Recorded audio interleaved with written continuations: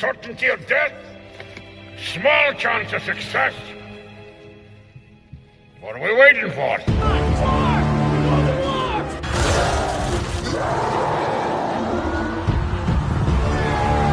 Fellas, I feel this is my lucky day. Brilliant.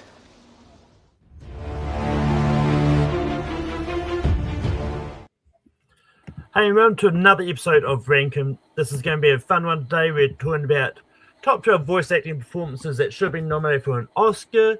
I've got a great panel of people here. Over here, we talk Oscars all the time. We've got Dan. Dan, how's it going? Pretty good. This is a category that's been really tough for me because there's so many great voiceover performances. And it's just a matter of what the panel determines is a great voiceover performance. And so it's going to be, I feel it might be a little bit more contentious of an episode.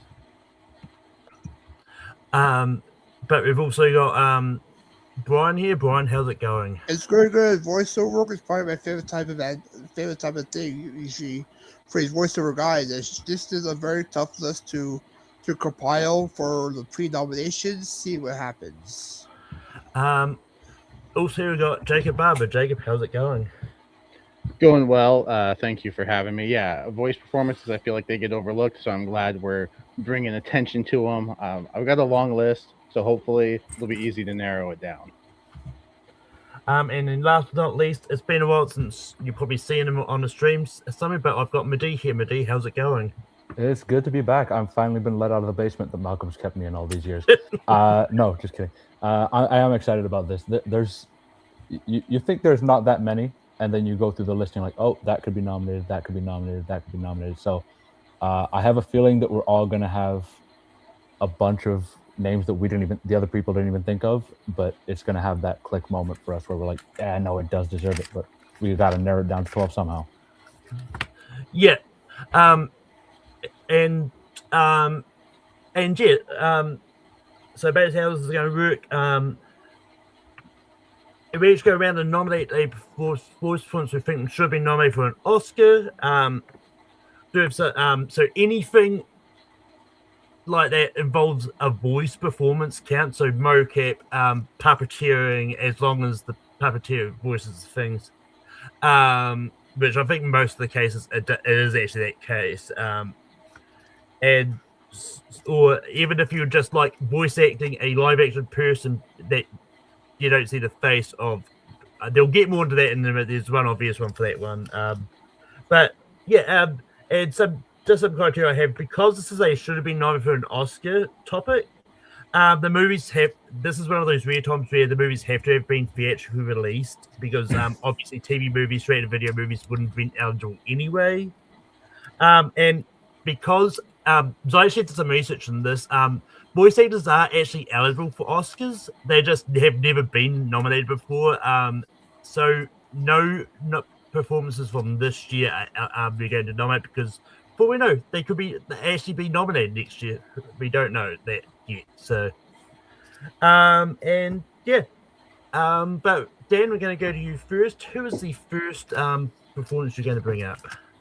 Yeah, there's a couple that I think the panel are going to bring up. So I'm going to avoid bringing up a couple of the heavy hitters right off the bat, and I'm going to bring up one that to me is just like a no-brainer. That to me is one of the greatest, if not the greatest, voiceover performance of all time, of one of the greatest characters in movie history. And this actor actually voiced two great characters in the history, or two great movies, or multiple great movies over the years. And so it's interesting that he's attributed to two amazing voiceover performances over the years for two different characters. But I'm going to use the one that I believe is one of the most iconic characters in the history of movie, and that is James Earl Jones as Darth Vader in Star Wars. If you don't think this is one of the greatest voiceover performances and could have been nominated for an Oscar, I'm on the wrong panel. I'm on the wrong show right now. Can I, just as a clarification, are you saying Star Wars as in New Hope, or are you saying just as a Star Wars, the movie Star Wars? Yeah. So yeah. Okay. So you're specifically going for the first Star Wars movie? Yes, Star Wars: A New Hope. That's what I'm going for. That's what I'm checking. Brian, what do you say about James Earl Jones as Darth Vader from Star Wars: A New Hope? Yeah, when it comes to Star Wars, I have 3 different people on my list for the franchise, but I have James Earl Jones higher on my list, and yes, it is a great performance. Iconic performance. I'll give it a yes. Jacob, what do you say about James Earl Jones as Darth Vader? Yeah, it is. It is iconic, and it's remembered all these years later for good reason. I am going to be a little picky because I feel like when we're talking performances that should have been nominated, I want performances that are, providing a lot to the character. James Earl Jones, yes, I'm going to say yes, but I feel like this might be a shock. Some people might be lower on my list because I feel like there's some voice performances out there where they're doing more with their voice, where James Earl Jones is just kind of, he's just providing his voice, but it's still iconic. It still provides so much to the character that I'm going to give it a yes. Madi, what do you say about James Earl Jones from Star Wars: A New Hope? So this is where I have a bit of a conundrum. So I have James Earl Jones on my list for Darth Vader, but I have him for Empire Strikes Back because I thought that would have been his more. It's a better performance for me in Empire Strikes Back. He has more to do in the movie. It's still a supporting role that he would be up for, but when I was looking at the 3 movies, I was like, I don't quite want to give it to Return of the Jedi because I don't think it's there. New Hope he is really good in, but for me the best he was in Empire Strikes Back. So if we're going specifically just for New Hope, then I'm going to say no. But if it was Empire Strikes Back, I'd say yes. Just it's a weird way to put this, I know, but like it's just that point where I'm like, he was just a little bit better and more worthy of it in Empire than he was for me in Star Wars. Yeah, I honestly remember did the same because I also had Empire Strikes Back as the movie to highlight James Earl Jones. The only difference is I'm still going to say yes. Like I still think he was good enough in A New Hope. But yeah, I think Empire Strikes Back was probably the more meatier sort of Darth Vader stuff that we had, especially the reveal at the end in that. But I'm still going to say yes. So he's still going to make the list anyway, just because if we keep trying to fight for certain movies, we're going to be here all day. Yeah. Might not even make it. Longer than turf fights. Yeah. But so yeah, James Earl Jones is going to make the list. Brian, who is your first nomination? Also, one of the heavy hitters. Also, Robin Williams for Aladdin. The performance that had to have the Academy change their rule for Aladdin to take off and annotate a screenplay because so much improvisation Robin Williams has been given to legendary performance. To this day, I'll go for Robin Williams for Aladdin. Jacob, what do you say about Robin Williams for Aladdin? Again, this might shock some people. I'm going to say yes, but it's going to be on the lower end because as far as voice performances go, he's just being Robin Williams. He's just being himself. He's not providing more to the character that makes me go, oh, that was such a... Like, that was a great Robin Williams performance, but was it a great voice acting performance? But it's still iconic. It's still funny. Improvisation is fantastic. So I am going to say yes, but please don't hate me if I vote for him a little sooner than you guys would. Yeah. But Madi, what do you say about Robin Williams for Aladdin? I mean, I feel like he's a lock. I disagree with Jake. I thought that he was the reason that the movie was successful. Agreed. Because of it. And I think it makes it more clear when you look at the Will Smith adaptation of it, where I still think Will Smith was a good genie, but it didn't quite have the same magic, even though the story is the same and everything else, generally is the same. So, yeah, no, Robin Williams was my first choice for this, and I agree he should be on there. Yeah. Yes. So I think Robin Williams is great as a genie in Aladdin. And I think it's just it's just fantastic.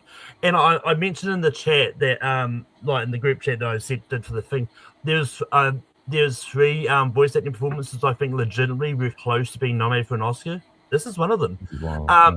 Because he got a special achievement award at the Golden Globes that year for just to honor his vocal performance for Aladdin. And I think this is one of those ones where Robin Williams, like if they cast a different voice actor as the genie, I don't know if it works as well, because I know they had Dan Castellaneta as a genie in one of the sequels. I can't remember which one. With George Jafar. Yeah. Yeah, and that one I don't know if it worked. There's many times I could just hear Homer Simpson being the genie. It almost felt like more of a Robin Williams impression than it was. His own, which is a testament to how good he was. But yeah, it just wasn't the same in the other movies. Yeah, so it's an easy yes for me for Robin Williams as the genie. But Dan, what do you say about Robin Williams as the genie? Yeah, I'm like Medea. I had Robin Williams at number 1, and I knew somebody was going to pick him, so I was like, you know what, I'm going to go with somebody else just because I want to let somebody else pick Robin Williams. Yeah, this is an easy yes for me. That Robin Williams is going to make the list, and we go over to Jacob. Who is your first nomination? I feel like I went at this a lot differently than everyone else. I'm not sure how this is going to go now. But my first nominee, this is my number 1. It's Tony Jay in The Hunchback of Notre Dame as Judge Frollo. I think he was fantastic. Like the voice he provides for the villain is just so frightening and so menacing. Like this was a G-rated movie in the 90s, but if this came out today, I think because of his character, like this is PG, like no doubt. And just the way he delivers his lines is just it's almost scary. And so yeah, I think it absolutely deserved a nomination, at least consideration. I'm not sure of the other like supporting performances in 1996, but like this one had to have been at least considered because he is just so good. It's one of my favorite voice performances ever. Mehdi, what do you say about Tony Jay for The Hunchback of Notre Dame? It's been about 20 years since I've seen this movie, which, is my own fault. But again, it's one of those things where I remember it being a very good performance. I don't quite have the memory of it to confidently say yes or no to it. So for now, I'm going to say no, just because I want to be fair. And if I haven't seen the movie in 20 years, I can't, comment on it. It is, like I said at the beginning, there's going to be movies that and performances that come up. And when you said Tony Jaa, and I was like, oh shit, yeah, he was really good. I just don't have the memory of everything he did in it to confidently say, yes, he deserves a spot. Also, JPO, we love you watching, even though you're going to complain the whole time. It's all good. I see you in the comments. Same.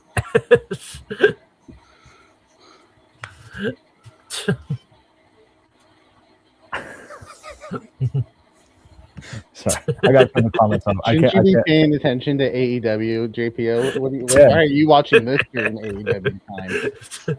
JPO knows what he's doing. He knows where the real action is. He's ready to know what Crumbles for the pull after her. So yeah. So to sum up, mine for now is a no. If I watch Notre Dame again tonight, I might change my answer. Right, but it's just because it's been 20 years that I haven't seen it. Yeah. Hunchback of Notre Dame is not one of the Disney movies I go back to a lot either. I like it. I do remember Tony Jay being great as Judge Frollo, but I think there's a lot of other performances I have much higher. Like, because I was looking at my list, seeing where I would put Tony Jay in there if I was to throw him on my list, and he would end up really low down. So it's going to be a no from me. We got to remember that this isn't a list of our favorite voice performances. We're talking should have been nominated. Should have been in 1996. Sure. This definitely could have been in consideration. I'm not saying you're wrong. I'm just saying I don't remember the voice that much. That's what I'm saying. But Yeah, it feels like we're going a lot towards just our favorite voice performances, and that's I, not. I, the way I have think we should my be next doing one. I feel like it will switch it up a little bit. I hope at least. But yeah. Um, I'm actually with Medea on this one. I haven't seen The Hunchback of Notre Dame in a long time. I don't remember this performance from this actor as this character, and for that reason, I'm going to have to say no. and Brian, what do you say about Tony J from Hunchback of Notre Dame? Yeah, I do enjoy the movie a lot. Love the music. He does give a good singing voice, especially the Vogue song. He didn't really make my list, but if he would, it would have been high on my list. Sorry, Jacob. Fortunately, it's not going to make the list. Change the title of the video. Just change the title of our video. It's not should have been nominated. It's just our favorite voice performances. I get it now. No, if I was going favorite voice performances, Robin Williams wouldn't be that high. Just saying. But what is your first nomination? Okay, so I this is another one that's going to be a little bit of an outside thing. I'm going to go J.K. Simmons for the movie Klaus. Because he is heartbreakingly good in that film. He does such a subtle, understated performance in a movie that had no right to be as good as it was, and it's, for me, it's not quite where he is in Whiplash in terms of how good his performance is, but it's right there with it in terms of you can feel the pain in his voice when he does talk about the things that he's gone through, but you also see the levels that he's going through throughout the. I don't want to spoil the movie, but throughout the movie, he's just so phenomenal, playing this character that we later mythologize as Santa Claus. But yeah, that would be my. I know it's an obscure take, and I did check. It did get a theatrical release for 1 week, but mine would be J.K. Simmons for Klaus.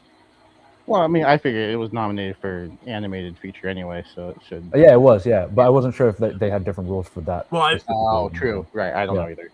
That's a good point. Yeah, I think for the animated feature, I think they still go for the the theatrical release eligibility. Yeah.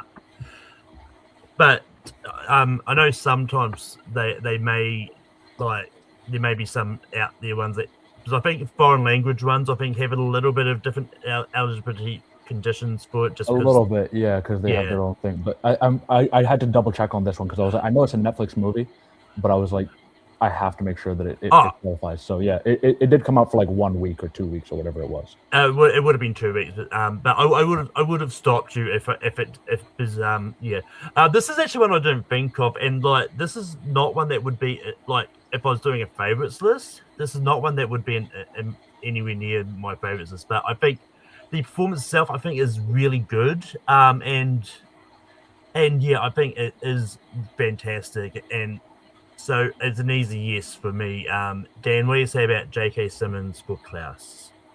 Yeah, I mean, I wasn't thinking about this, Medea, but this is a really good performance, and it's in a really good movie, a heartbreaking movie about the origin of Santa Claus or whatever. And it's a Netflix movie, and I saw it. I remember seeing this movie, and I didn't think about this as one of these ones that, oh my God, this is gonna really make my list. So I don't even have it on my list here. I'm gonna let these other guys decide, Brian and Jacob decide on this one. Because it wasn't really on my radar, I'm going to say no, but I'm going to let either Jacob or Brian, one of these guys, decide whether it's on the list or not. Brian, what do you say about J.K. Simmons for Klaus? Yeah, when it comes to Klaus, there's other performances more like James Schwartzman or Norm Macdonald. They're performances I do enjoy. But for J.K., he does give a good performance. I see him as a supporting actor for the nomination. I'll give a slight yes. And Jacob, what do you say about J.K. Simmons for Klaus? Yeah, first of all, it's just a fantastic movie, and I love to watch this every Christmas now. It's this and Die Hard that I watch every year now. It's legitimately, it's so well done. Yeah, and I think yeah, he's giving such a really great performance. I could easily see him replacing one of the Irishman nominations. I feel like Both of them didn't Oh, yeah, need that was that to year, get a yeah. nomination. Anthony, I could see him replacing Anthony Hopkins. I think he was just, good in the movie. Where this voice performance, I think it carries the movie, at least for me personally. So I'm gonna give it a yes. Yeah, and with that, J.K. Simmons is going to make the list for Klaus. And it comes with the background to me, and I'm gonna save one of the obvious ones that I'm gonna bring up. Yeah, and I'm gonna bring up one of the other three that I think was legitimately close to being nominated for an Oscar, and that's Eddie Murphy as Donkey for Shrek. Because like he was nominated for a BAFTA for his supporting role in Shrek. So like Is he really? he really was. I think he's the only ever voice actor to be nominated for like a major film award before. And I think because of that, like he has to have been close to being nominated for an Oscar as well. And I think his performance, is fantastic. I think the way he portrayed, look, the character Donkey just annoys me to no end, but I think that is the character though that really works for Eddie Murphy. Like, this is for me, this is easily the greatest Eddie Murphy voice performance he's ever done. So I'm gonna see how this goes. Dan, what do you say about Eddie Murphy for Shrek? Yeah, when I was putting my list together, one of the ones that really stood out to me was Eddie Murphy as Donkey in Shrek. I mean, it even goes to so far as now they're spinning this character off into its own movie in a couple of years. So we're going to see a Donkey movie plus Shrek 5. So we're going to have two more performances at least from Eddie Murphy as Donkey. And yeah, it's a big yes for me. It was a no-brainer for me that I would have him on the list. Brian, what do you say about Eddie Murphy for Shrek? Yeah, he was also top of my list when making this together. I could see him in his supporting role, maybe take out Ben Kingsley or Jim Broadbent that year for the Oscars. I haven't seen those before, so I can't really tell, but I do enjoy the performance of Eddie Murphy, so I'll give it a yes. Jacob, what do you say about Eddie Murphy for Shrek? Well, I'm not going to put too much stock into the voice performance as the reason he's getting a spinoff, because the Minions also got a spinoff. I'm just saying. I mean, but no, he does give a fantastic performance. Spoilers for an upcoming pick from mine. oh god. And yeah, I'm looking at the list again and at the nominations from that year, and I could definitely see him maybe replacing, because I personally would have gave supporting actor that year to Ian McKellen. I'm just saying, like that would have been my pick. But Eddie Murphy, like, yeah, I think he carries the movie as well. Mike Myers is great too as Shrek, but there's just something about that performance, and the fact that it was considered in other awards, I think just speaks to how good it was. So I think absolutely deserves a spot on the list. And Madee, what do you say about Eddie Murphy for Shrek? I didn't have him on my list at all. I completely forgot about Shrek. I have another character from the Shrek universe on my list, but Eddie Murphy didn't come across my. I completely forgot that he was in those movies, to be honest. So, I'll say no because I didn't think about him, and I want to be honest about it. But it's just one of those things. I completely forgot that he was in those movies. But Dan, we go back to you. Who is your next nomination you're going to bring up? Yeah, we've already had a villain from a Disney animated movie, but I think to me, if you go back, one of the most iconic voiceover performances in any Disney animated movie for me personally, it's my number one Disney animated movie of all time. And I think if you're going to go for a villain voice, I think you got to go for Jeremy Irons as Scar in The Lion King. I think he is just so menacing, so evil, so nasty. You just want to reach through the screen and just strangle this lion. You hate him so much, He just exudes hatred and evil, and that's to me a note of what a great performance is, because you just want to hate somebody so much, and that's what we do with Scar in The Lion King. So I'm going to go with Jeremy Irons as Scar. Brian, what do you say about Jeremy Irons from The Lion King? Yeah, I do enjoy Jerry Irons. He does give a great performance as Scar, has a good song there. But that his voice blew out during the song being paired to take over his spot. But I do enjoy this performance a lot. It's lower on my list, but I'll give it a slight yes. Jacob, what do you say about Jeremy Irons from The Lion King? Well, anyone who knows me well enough knows that The Lion King is my favorite movie. I could gush about this movie forever. I think Jeremy Irons is the best voice performance in this movie. Like Dan said, he's menacing, he's frightening, he's such a great villain. And yeah, he was, giving his all that his he blew out his voice and couldn't, continue the song. But I'm looking at the nominations from that year. I would put him over Paul Scofield for Quiz Show. I think Jeremy Irons' voice performance is better than that. Yeah. Gary Sinise, I think he's fine in Forrest Gump. I'd put Jeremy Irons over him. And that's just not my Lion King bias. I do generally, like, even if I wasn't that big of a fan of The Lion King, like his voice performance, I think is just so good that I think he absolutely deserves a nomination. And I think it's tragic that he wasn't. So yes. Yeah. Mehdi, what do you say about Jeremy Irons from The Lion King? So I pretty much am on the same page with everyone else. I do disagree that Gary Sinise, I think, should have kept his nomination. I agree. I don't love Forrest Gump as a movie, but I thought he was fantastic in it. But yeah, Jeremy Irons is 100% in for me. I thought he was,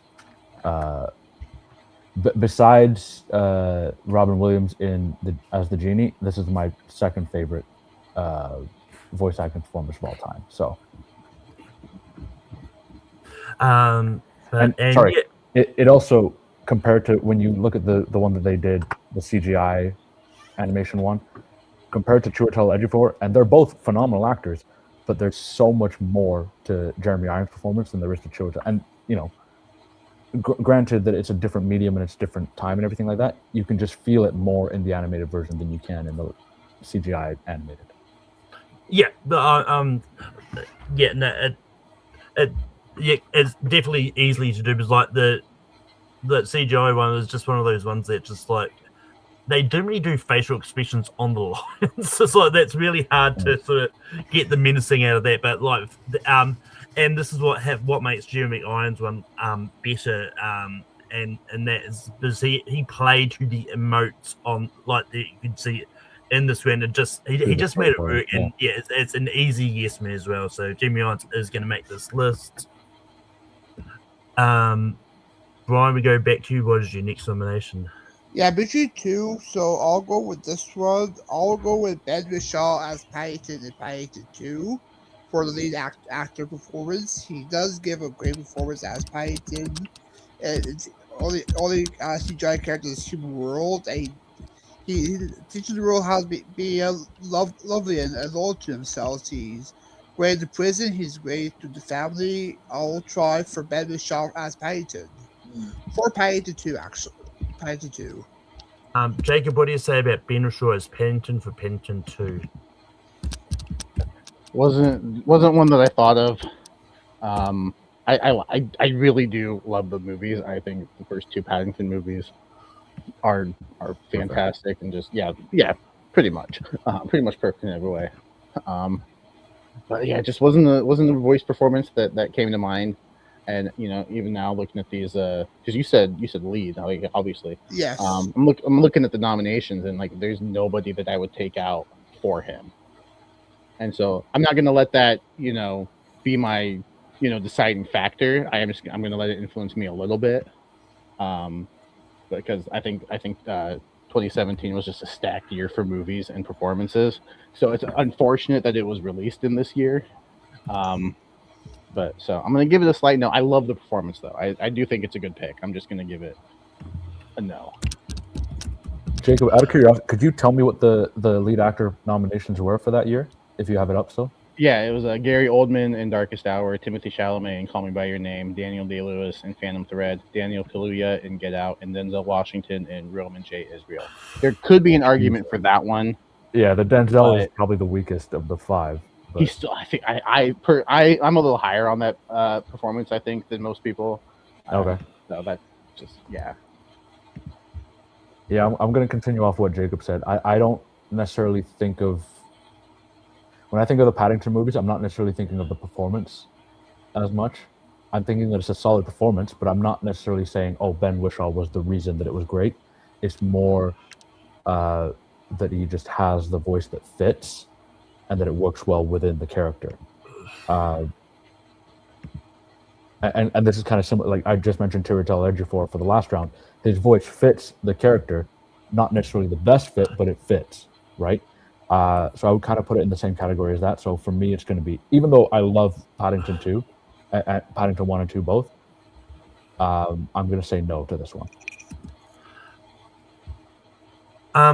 Yeah. Just quickly, Dan, would Paddington 2 have been eligible for 2018 or 2019? Because it was released in the States in 2018, so it would have been the 2019 Oscars would have been eligible for, would it? Yeah. Well, Britain puts the Paddington movies out the year before they come out in the States. So it would have been nominated the year before, technically. I know it sounds weird. Oh, okay. Same thing with the movie that came out last year. It was called I Swear. It was nominated for BAFTAs last year, but then it this came year out in it'll be America eligible for this Oscar. year. You know, Yeah. it's a similar situation as that. Okay, all right. Yeah, that's why I was checking that, because the best actor lineup for the year that Paddington would have been eligible was Rami Malek for Bohemian Rhapsody, Christian Bale for Vice, Bradley Cooper for Star Is Born, Willem Dafoe for Eternity's Gate, which I haven't seen. I haven't heard anything about that, and Viggo Mortensen for Green Book. I still don't know if I put Ben Whishaw ahead of any of those guys. Yeah, well, no. That's the reason I asked, was I was doing that. It's good for clarification, but again, I don't think it changes my answer. Jacob, I don't know if it changes yours at all. No. Oh yeah, I wasn't trying to change anyone's answer. No, it's still a right question to ask, right? Because we want to make sure that we're getting it right. Yeah, that's why I asked it for my own benefit. But yeah, and look, those that know me know that I love Paddington a lot. I think Ben Whishaw was great in the movie. Just looking at the lineup,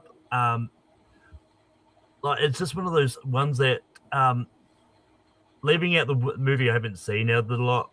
I can't legitimately say it's better than Viggo Mortensen Green Book or that.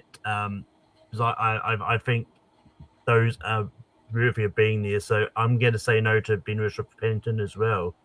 Dan, what do you say about Ben Whishaw for Paddington?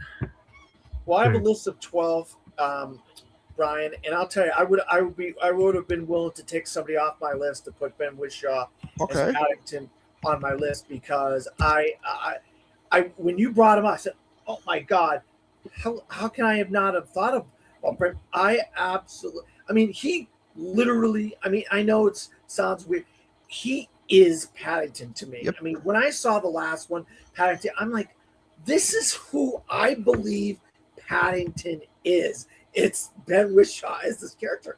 And it's just, I don't think of a person. I think of Paddington. The and bear. This is the voice of, the bear. And it's just like, wow. I wasn't thinking about Paddington until you brought it up. I was like, wow, yeah. I'd love to have Paddington on this list. But I would have said yes. Okay, then. But unfortunately, it's not going to make the list. Jacob, we're going to go back to you. What is your next nomination? Yeah, I feel like I might be alone in this, but I don't care. I love it, and I think Bradley Cooper was nominated for the wrong movie in 2023. He was nominated for Maestro, but I think him as Rocket Raccoon in Guardians Volume 3. Oh my goodness, the emotion that he brings to that performance, the humor that he's still able to bring to that performance, I think is fantastic. I think as far as like non-animation goes, and it could be recency bias because it's still only a few years old. I think it's one of the best voice performances. He's good in 1 and 2, and I think he just elevates it in this movie because I think there's more of a focus on him, and so yeah, it might be a cop out to just say he was nominated for the wrong movie, but to say that I think his performance in this movie was better than his performance in Maestro. He was still really good in Maestro. I'm not saying that's not a good performance. It is. It's good. But man, like I was just in awe of his performance in this movie. And so yeah, I think there's an argument and a case to be made. I think he's great. Mehdi, what do you say about Bradley Cooper for Guardians of the Galaxy 3? So, if anyone was watching my screen when he said Bradley Cooper nominated for the wrong movie, I was like about to jump out my chair because I was so happy that someone else said it too. Because I was like, this is a risky one. I don't know if people are going to agree with the Marvel nomination. No, it's 100%. Bradley Cooper is, in my eyes, probably the best performance that any MCU movie has had in that movie. And that's including, Michael B. Jordan in Black Panther. That's including Angela Bassett in Wakanda Forever. That's including Josh Brolin in Infinity War. All of those performances, as much as they are fantastic, this was next level work by Bradley Cooper. And I honestly am really grateful that someone else said it as well, because I was going to say it, I was going to say it not this round, but the next round, just as a throw it out there and hopefully people say yes. But yes, it's definitely deserving of all of this love. Yeah, I was trying to keep my reactions in check because I 100% agree with Jacob. he was really high on my list. I'm not a fan of Maestro. I didn't think Bradley's performance was that great, but Bradley Cooper's performance as Rocket Raccoon and Guardians of the Galaxy, like the emotion in that movie, like everything that like he was doing in that movie, it was just incredible. It was fantastic. And he should have been nominated for it. I think he was great. And really not like I think there was an argument he had that Guardians of the Galaxy, like he would be lead in that. When it comes to these ensemble movies, I don't know if they would fall into lead or supporting. I feel like he'd still get put into supporting, but I don't even know if that would matter because he's that good that I feel like I would put him in the top 5 performances. Yeah, that's for him. Well, then take out Robert De Niro because he was just okay in Killers of the Flower Moon. Yeah. Well, yeah, I mean, I wasn't even saying that to sort of talk myself out of saying yes, because I was going to say yes regardless. Yeah. But yeah, because I think he was still incredible in Guardians of the Galaxy 3. Arguably, Guardians of the Galaxy 3 is Rocket's movie. He is the primary focus on that movie. So yeah, it's an easy yes for me. Dan, what do you say about Bradley Cooper for Rocket Raccoon? Look, I don't want to discourage anybody from anything what they have said. I actually that year, for me, Bradley Cooper gave the best performance of any actor of the year as Bernard Herrmann in Maestro. I thought he was incredible, really?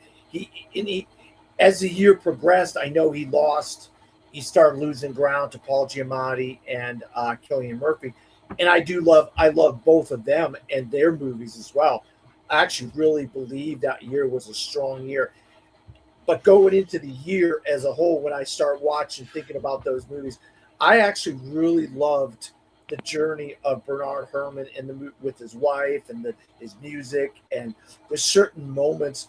And obviously, Bradley Cooper was the director of the movie as well, But that being said, I agree 100% with what everybody else has said about him as Rocket Raccoon. I mean, Guardians of the Galaxy 3 is his movie. And when I heard that James Gunn was going to make that the story of Rocket Raccoon, I was like, oh my God, we're going to get the High Evolutioner. We're going to get all this stuff. And this is going to be some really good stuff. And it really was some great stuff.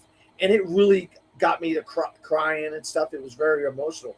So I don't discourage anything that you guys have said at all. So I will say yes because of you guys. You guys convinced me that this is one of the great over the last however many years. well, Jacob, you said maybe a little bit of recency bias. Maybe that's the case, but you can't deny what a great job he did. This in 3 movies plus Infinity War, so that's 4 movies. He's And played Endgame, this. 5. He's voiced this character in 4 or more movies in the MCU. If you count, I don't know, is he in Endgame too? Yeah, Endgame, Yeah, and yeah. I think he's also That would in be 5 Thor, movies. one of the Bradley Thors. Cooper has Thor: voiced Love and Thunder. Yeah. Rocket Raccoon. So it's not like a one-off character. He's done it enough times, and so you really love the character, you love the voice performance. So yeah, I would definitely say yes. But I just wanted Don't to make forget that the holiday point about how special. I liked Bradley Cooper and Maestro. Also, I don't want to interrupt you, but it's Leonard Bernstein. He played Leonard Maestro, Bernstein. not Not Bernard Herrmann. My fault. I said No, Bernard it's Herrmann. all not Leonard good. Bernstein. We'll get things wrong with these sometimes. Yeah. But Brian, what do you say about Bradley Cooper for Guardians 3? I will say stupid. I will give it a yes. It was in my list, in my top 12. I do love the performance a lot. Very emotional performance as well. Yes. That Bradley Cooper is going to make the list.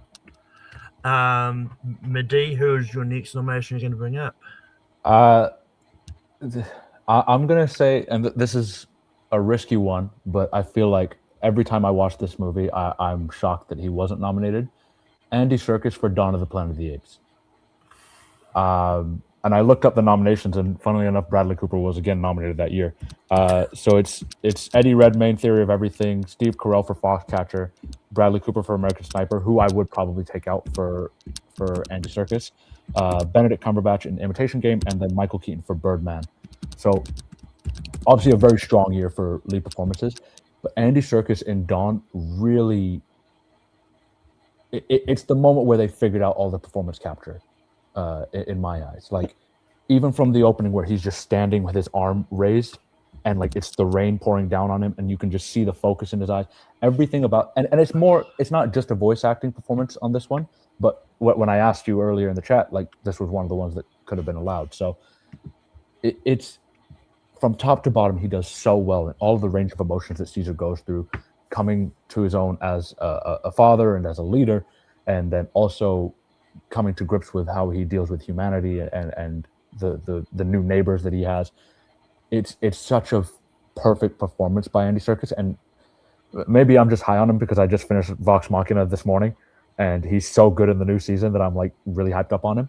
But it's one of his best. It is his best performance in my eyes in that film, and that's why I'm putting it forward now.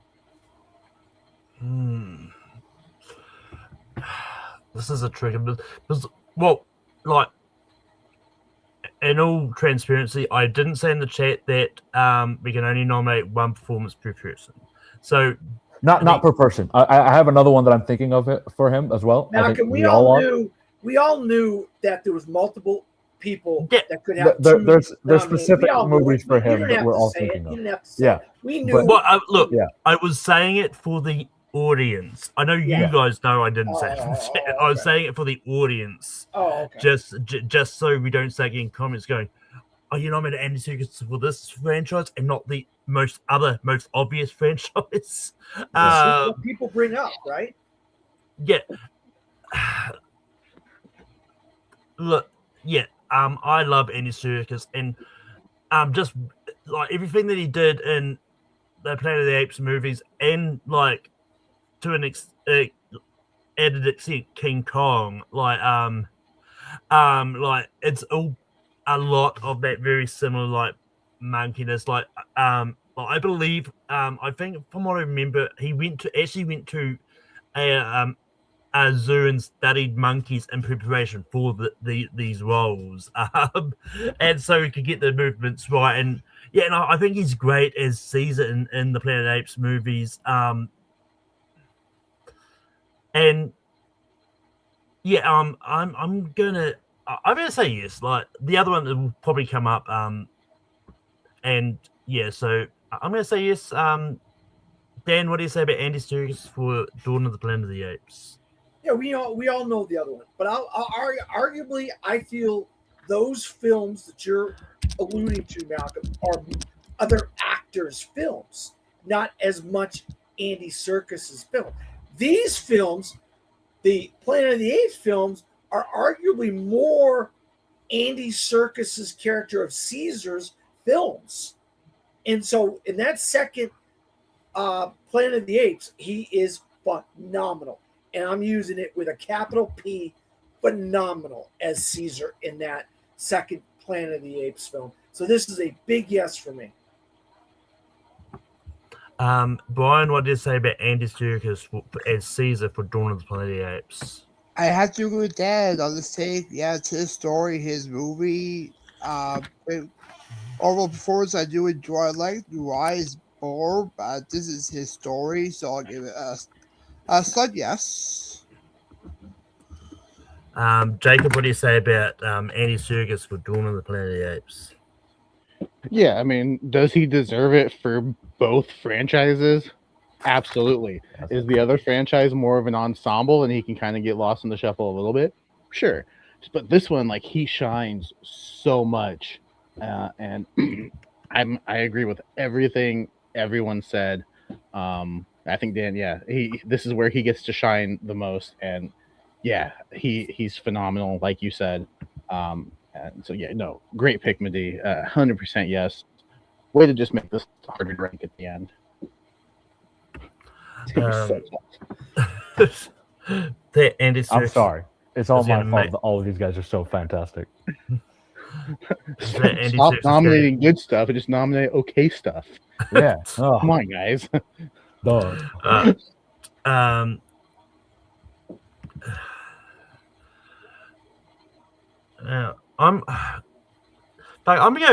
going for the other one. I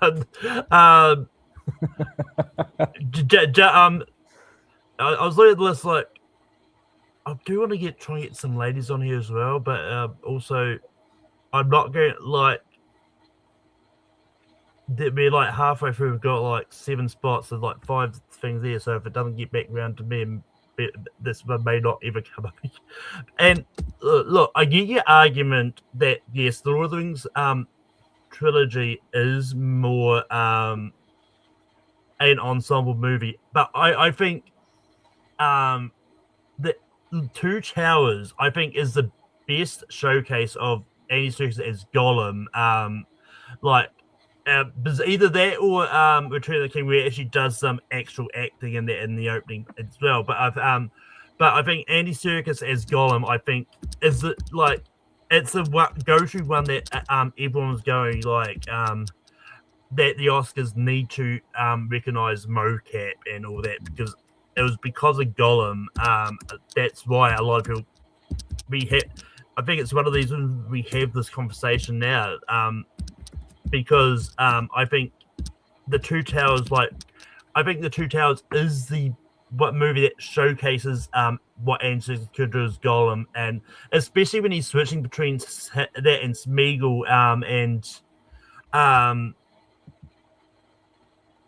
the multiple personality disorder. Yeah.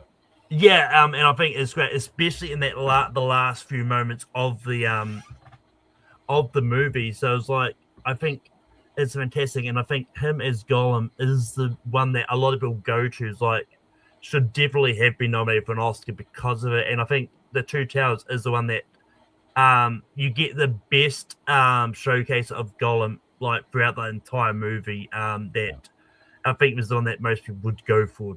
But Dan, what do you say about Andy Serkis as Gollum from Lord of the Rings: The Two Towers? No, I mean Malcolm, I have it on my list. And it was going to be either Caesar or Gollum.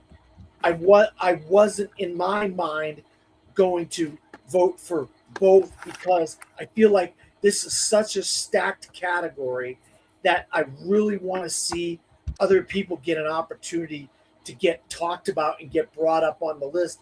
And if somebody had brought up Gollum first, if you had brought up Gollum first, I would have said yes.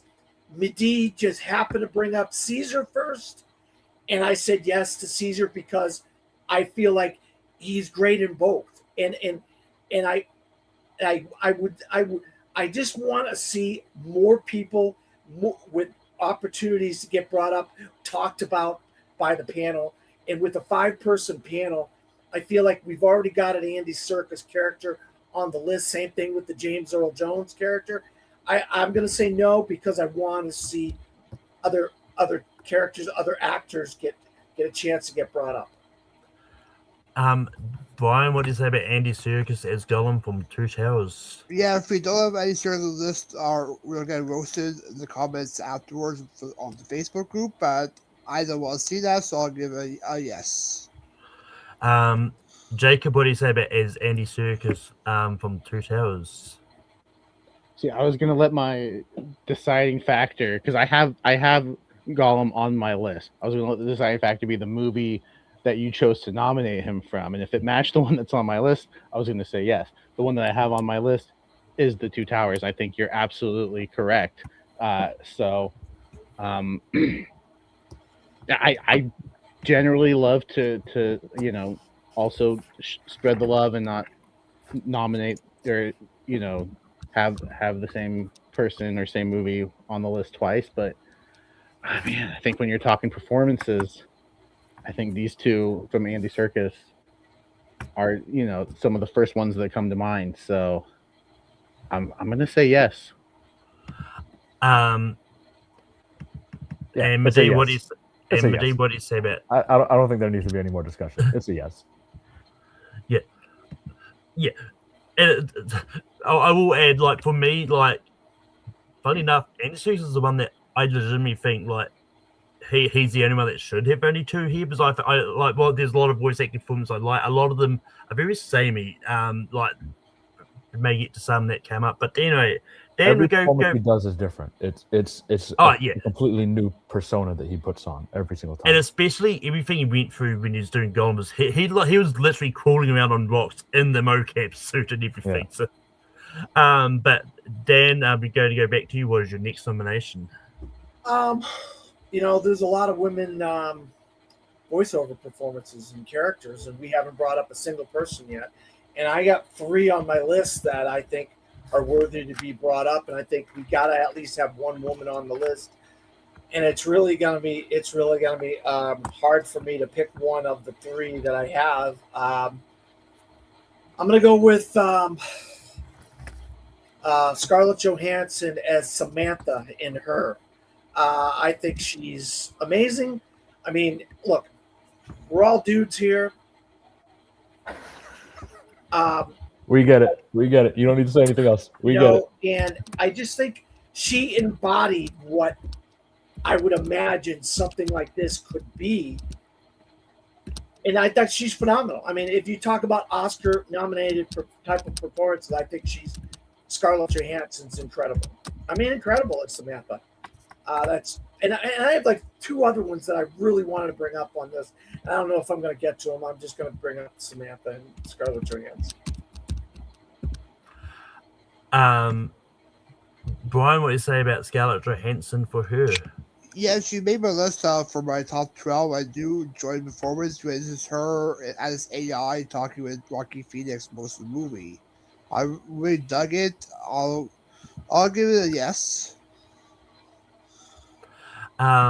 Jacob, what do you say about ScarJo as Samantha in Her? So I was very late to this movie. I think I only saw it for the first time like a couple years ago. And so I had heard nothing but great things about her performance. And I guess I'm in the minority on this when I think her performance was good, but it wasn't anything that wowed me. So if it makes the list, I'm not going to be surprised. But for me personally, I'm going to say no. Medee, what do you say about ScarJo as Samantha in Her? I mean, she was one of my choices for my next pick anyways. I was going to bring her up just because I think this is probably her best performance that she's ever done. Better than Jojo Rabbit, better than Marriage Story, better than any of the other things that she's done. This is her performance of her career so far for me. So I was definitely going to bring her up, and just so happens that it was brought up 3 people ahead. So yes, 100% yes. I don't know if I'd go better than Jojo Rabbit. Oh, 100%. I like Jojo Rabbit a lot, but for me, this is her best performance, I think, by quite a bit. But no, like she was definitely great in her, and the fact she wasn't the first, like she was originally, like she replaced Samantha Morton, I believe, was the original voice, later, and so she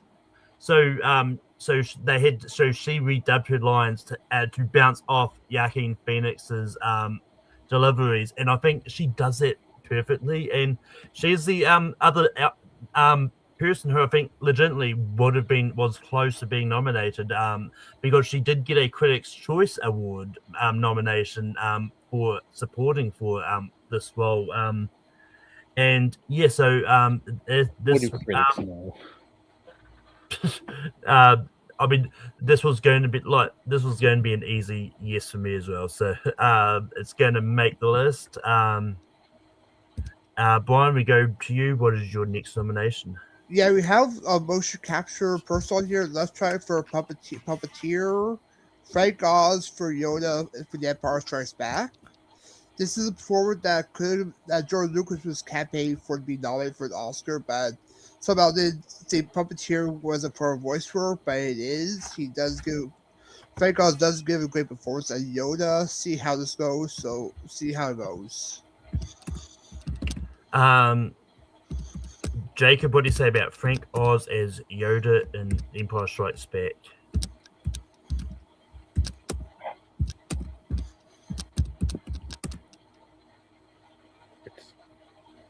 It's not.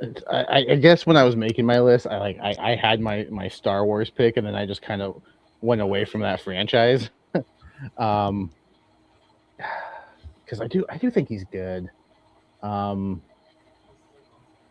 And it's an iconic voice, but I just, for me personally, I have things that I think are a little better.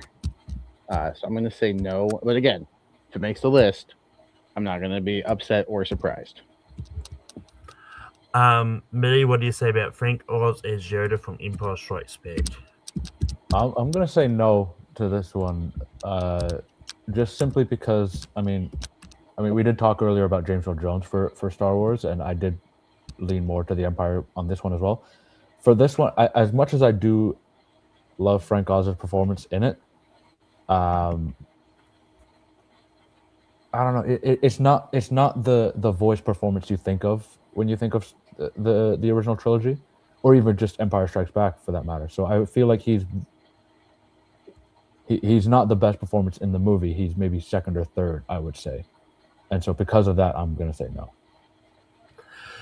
Yeah, I like Frank Oz's Yoda. I think it's fantastic, and I know there's a similar campaign going around for James Ortiz for Project Hail Mary for next year's Oscars when it comes to puppeteering. But yeah, he's not the voice. He's also, when it comes to Star Wars, I think, for me, James Earl Jones is the Star Wars pick. While there's a lot of other great voice acting performances in the franchise, I don't think any of the other ones would have been good enough to have been nominated. So I'm going to say no to Frank Oz as well. Dan, what do you say about Frank Oz from Empire Strikes Back? Yeah, Brian, I'm pretty disappointed with the panel right now because I thought at least 3 people would have said yes to Frank Oz. Yeah. Besides you and me, we would have got somebody else on the panel to say yes to this. He's incredible. Frank Oz is incredible. First of all, he's doing the puppetry and he's voicing the character, and that was the movie to pick him in. That's why I did Darth Vader for Star Wars, because I thought, we'll do Yoda for The Empire Strikes Back, and it will make sense, Obviously, it didn't make sense with the panel. Yeah, I'm pretty upset right now, Brian, because I really thought Frank Oz was going to make this list. I think it's a no-brainer in my opinion, but obviously not. Funny enough, when you've been talking about puppeteering, it's not the one I thought you were going to go to, Brian, to be fair. But Jacob, what is your next nomination? Well, I feel like it's going to be my turn to get disappointed because that just seems to be the way the show goes sometimes. But I think Terry Hatcher in Coraline is Oh, okay. fantastic, especially as the other mother. In that world, I think again, it's just the way she delivers the lines. It's yeah, it's a little bit scary. Like this is an animated movie, but it's definitely not kid friendly, and I think it's made that way because of her voice performance. I think she is so good and just so evil as the other mother. Also, as regular mother, I think she's giving two different performances, and it's so good. And I'm looking, at the supporting performances from that year, and Monique deserving win. I think she was fantastic and Precious. I hated her. She made me hate her. So good job, Oscars. You picked the right one. But I'm looking at the two supporting performances from Up in the Air from Vera Farmiga and Anna Kendrick, and they're good, but I don't think both of them needed a nomination. I could easily see Terry Hatcher sliding in there and taking one of those. Looking at you, Anna Kendrick. I I think she absolutely deserves to be in the conversation for 2009. Medee, what do you say about Terry Hatcher as other mother from Coraline? So just so I'm clear, she played both versions of the mother, right? That was I completely forgot that about this movie when I was making this list. We all discussed beforehand. We all have like 30 different possibilities of things that we can put forward. This is just one of those ones that I completely forgot about. But you're so right. She does deserve a spot because it's not a major shift in her voice performance when she switches from other to the real mother, but it's there and you can hear it. So 100% yes, I'm putting. How many people do we have right now? There's 3 spots left. There's 3 spots. Ooh, shit. Yeah, you know what? Screw it. Yeah, she deserves a spot. I'll give it to her.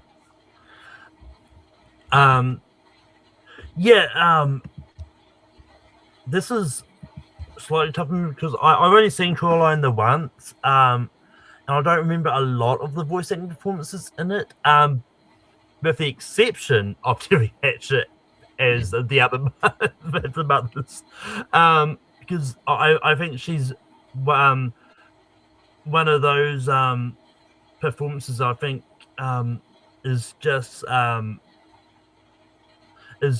I think it's one of those ones, and we know the Oscars tend to like these performances where they do like where someone is playing 2 different roles as well. So this is probably the kind of role that the Oscars like would be attracted to, and would give a nomination to. I'll give a slight yes. But Dan, what do you say about Terry Hatcher from Coraline? Yeah, I'll be honest, Jacob. I don't remember Coraline that much. I've seen it one time, and I don't remember Terry Hatcher as the character of Other Mother or Mother or whatever what you're talking about. It hasn't resonated with me, Coraline. And I'm a fan of Leica animated movies, and this one wasn't one of my favorites overall. I like Paranorman and Kubo and the 2 Strings better and stuff like that. So I would have said no to this. And Brian, what would you have said about Terry Hatcher for Coraline? Yeah, I really do enjoy Coraline a lot. I love the horror aspect for a family film. She does get a good performance, but didn't really make my list, so I'll give it a no. But I would pick this over Up as far as animated feature goes. That's just how much I love it. I get it. Performance. And I did have Ed Asner as the movie. Carl Like I Franklin. love it. Okay, I disagree on that part, but okay, I got you. But that Terry Hatcher from Coraline is going to make the list. Now got 2 spots left, and Medee, we're going to go to you. What is your next nomination? Oh fuck, we don't have a lot of spots left. I'm going to go a little international, so you can tell me if I'm wrong on the release date on this, but I think it should still count and it should still apply. I'm going to go with the Japanese voice actress, so forgive me for the pronunciation. Rumi Hiragi from Spirited Away. I believe that's the pronunciation. I can double check. But Let me actually, I can look it up. Spirited Away. But yeah, she as I'm saying, she voices Chihiro, the main girl in the Japanese version of Spirited Away. While both performances, English and Japanese, both do phenomenally well, it's just something about like the tone of voice that she uses and her performance in the original Japanese that I thought it's so phenomenally well done. And often I think this was before they even had the best animated picture Oscar at this time. So Spirited Away did kind of get overlooked quite a bit by the Academy. This was the second year they had a Spirited Oh, Away. was the second year? Sorry, It was my always mistake. that year, yeah.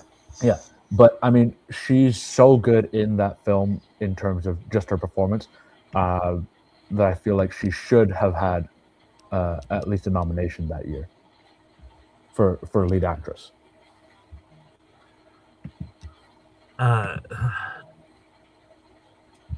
I understand if you guys haven't seen the Japanese, and you guys just watch English. It's they're both phenomenal. So, but yeah. This is what that is actually tricky for me for that reason, because I've not seen the Japanese one. I've only seen the thing. I was just looking at the lead actress roles. I don't think there's anyone that I'd take out either, because I think they're all really been there. But yeah, just because I haven't seen the Japanese thing, so I don't know Rumi's take on the role. I've got to say no. But Dan, what do you say about Rumi Hiragi for Spirited Away?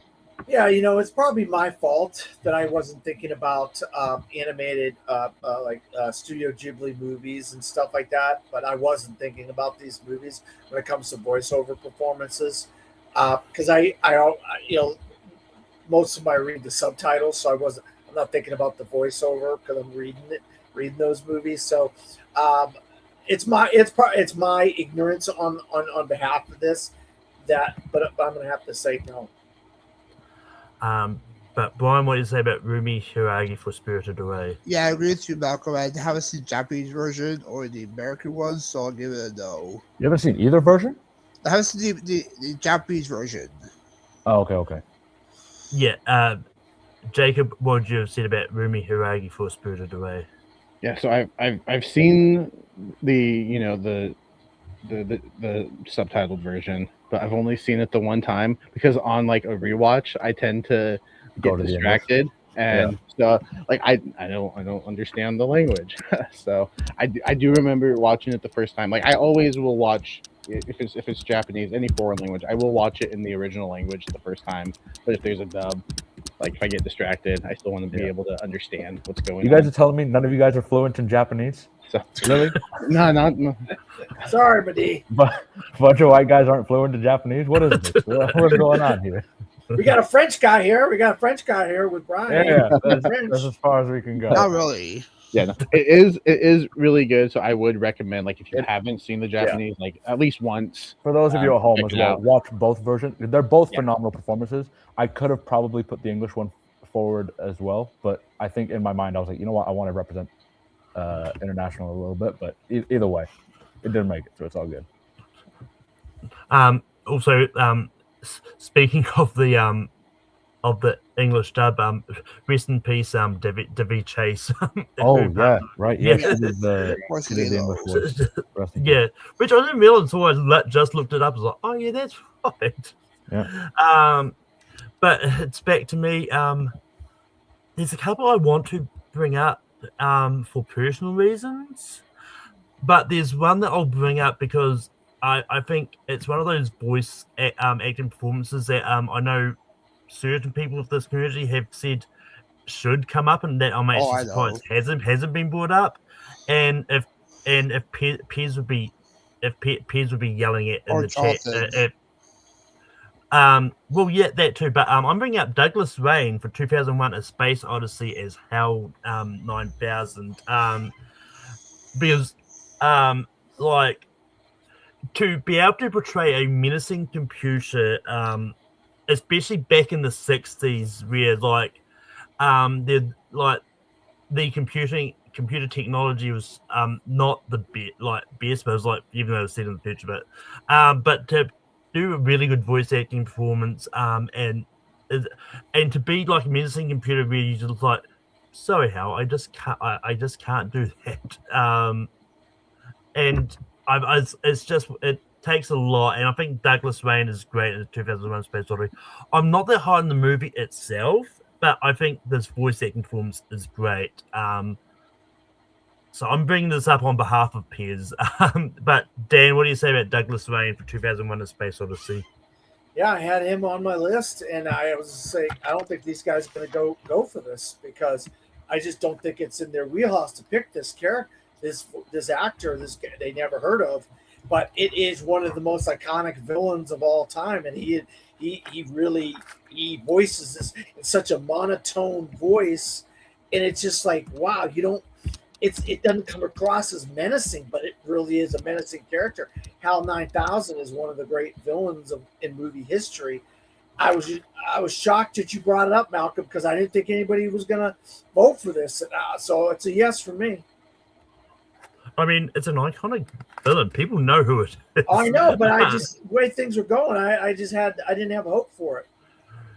I mean, I just had other things I wanted to bring up more, but like as I said, this is what I'm bringing up on behalf of Piers because I didn't think anyone else was going to bring it up. But Brian, what do you say about Douglas Wayne for Hal 9000? Yeah, what Dad says it probably won't be on people's list. Well, it was on my list, Dad, as well. Oh, good for you, Brian. Yeah, it was watching clips of the performance before the episode. I really dug it, especially the way he does the Daisy Day. Way it goes down.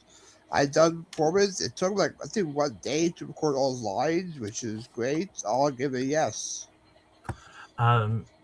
Jacob, what do you say about Douglas Wayne from Hell 9 for 2001? Almost want to say no, just out of spite for Dan, assuming we didn't know who his character was. Did I know the actor's name? No. Did I know the character? Absolutely. 2001: A Space Odyssey is a fantastic movie, and I think his voice performance as Hal is really great. It's iconic, and for good reason. And I'm looking at the nominees, and I've never seen any of those either. So except for the producers, I have seen the producers. Gene Wilder is great, fantastic. He's a national treasure. So yeah, did I know Douglas Wayne voiced him until we started making this list? No, but it's still an iconic character. It's an iconic voice performance, and I think it deserves to be on the list. But Mehdi, what do you say about Douglas Wayne for 2001: A Space Odyssey? As we've all said, we all have like 30 performances on our list of like things that we could bring up. Douglas Wayne is on there. I just wasn't sure if I wanted to put him on there over the other 29 people. Not that I'm saying that he's 30 out of 30, but just because there's so many great performances, I wasn't sure if he edged it out. He was probably going to be my 12 or 13, something like that. But I mean, he is fantastic and he deserves a spot. So yes, go for it. How dare you, Dan? Insulting the whole panel. But if Douglas Wayne is going to make the list. Speaking of Dan, we're going back to you. What is your next nomination? I just thought it was too obscure for a lot of people. That's all. 2001: A Space Odyssey is no, it's not obscure. For this particular audience, no, it's not obscure. Like if I asked my dad about it, then he'd be like, I don't know. My roommate's probably one of my roommates. All right, well, how about this one then? How about this one then? Maybe, but we'll see. We'll see if we can get this one on the list. How about Levi Stubbs for Audrey 2 in The Little Shop of Horrors? How about that? Feed me, Seymour. Feed me. You just made this really tough. Yeah. This is our last spot. Feed me, Seymour. Sorry, Malcolm, is this the last spot? This is the last spot. Oh, fuck you. I wasn't laughing at you, Chris. I was just laughing at Dad just going, feed me. Can we, I don't know who you guys have as an editor. Can we make that a GIF and just clip it out? No, like, please don't. Please don't. Make it Look, I'm sure someone out there will give it. Yeah, someone's That's out what there, it man. is. But Brian, what do you say about Levi Stubbs' Little Shop of Horrors? Yeah, that moment gave me flashbacks of Chris Clark on Ranko for that Fraser role. But yeah, I do enjoy Levi Strauss. It's a great performance, great villain performance. But I have another puppeteer performance on my list, so I'll give it a no.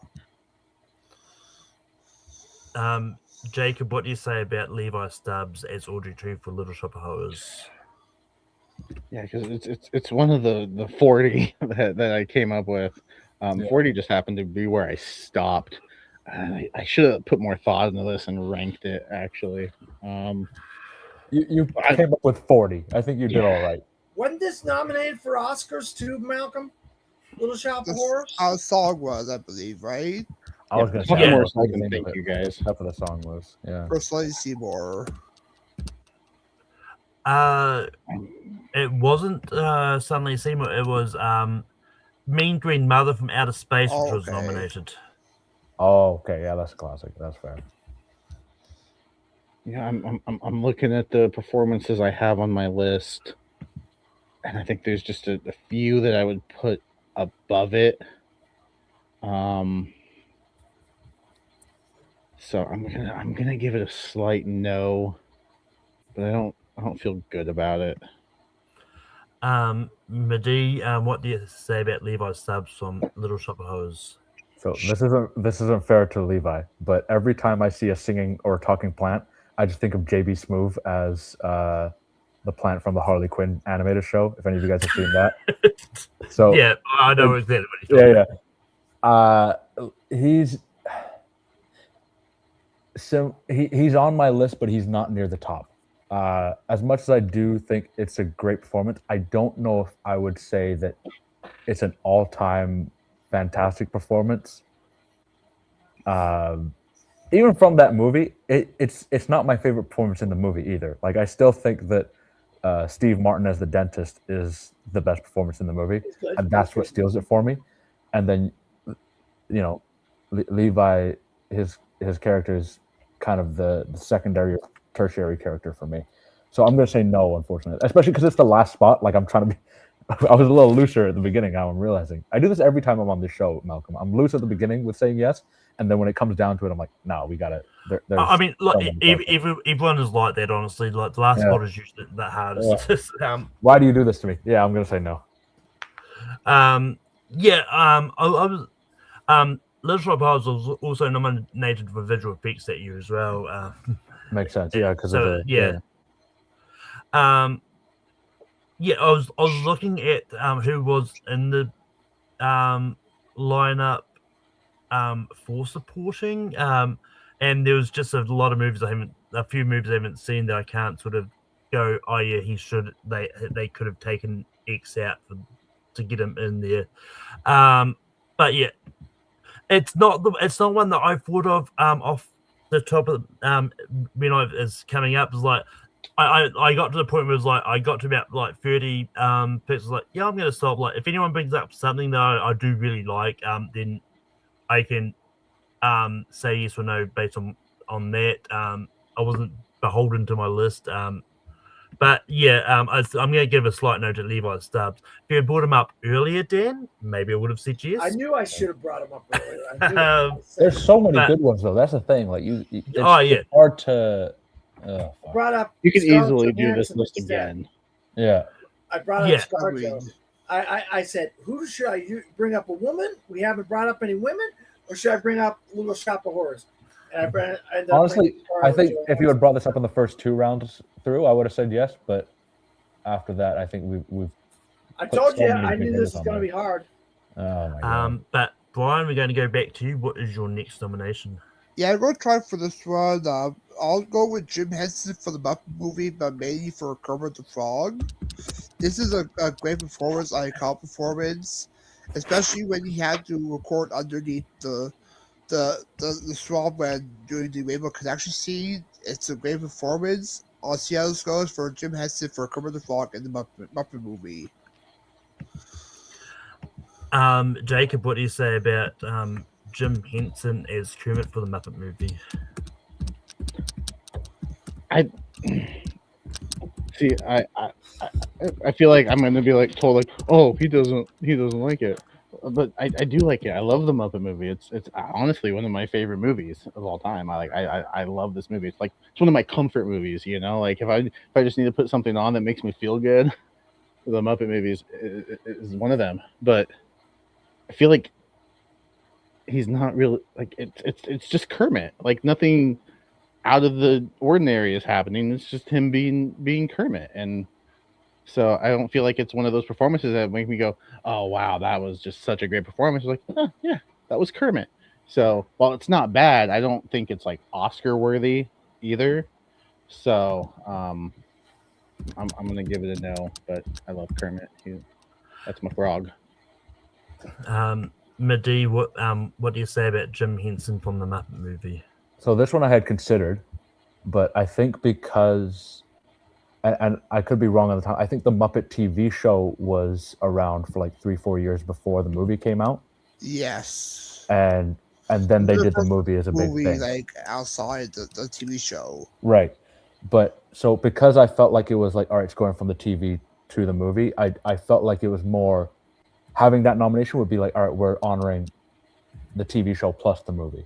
So it's the same reason I didn't bring up like Mark Hamill as the Joker, or like a lot of those other characters that have like phenomenal voice acting roles on a TV show that then gets put into a movie as well, right?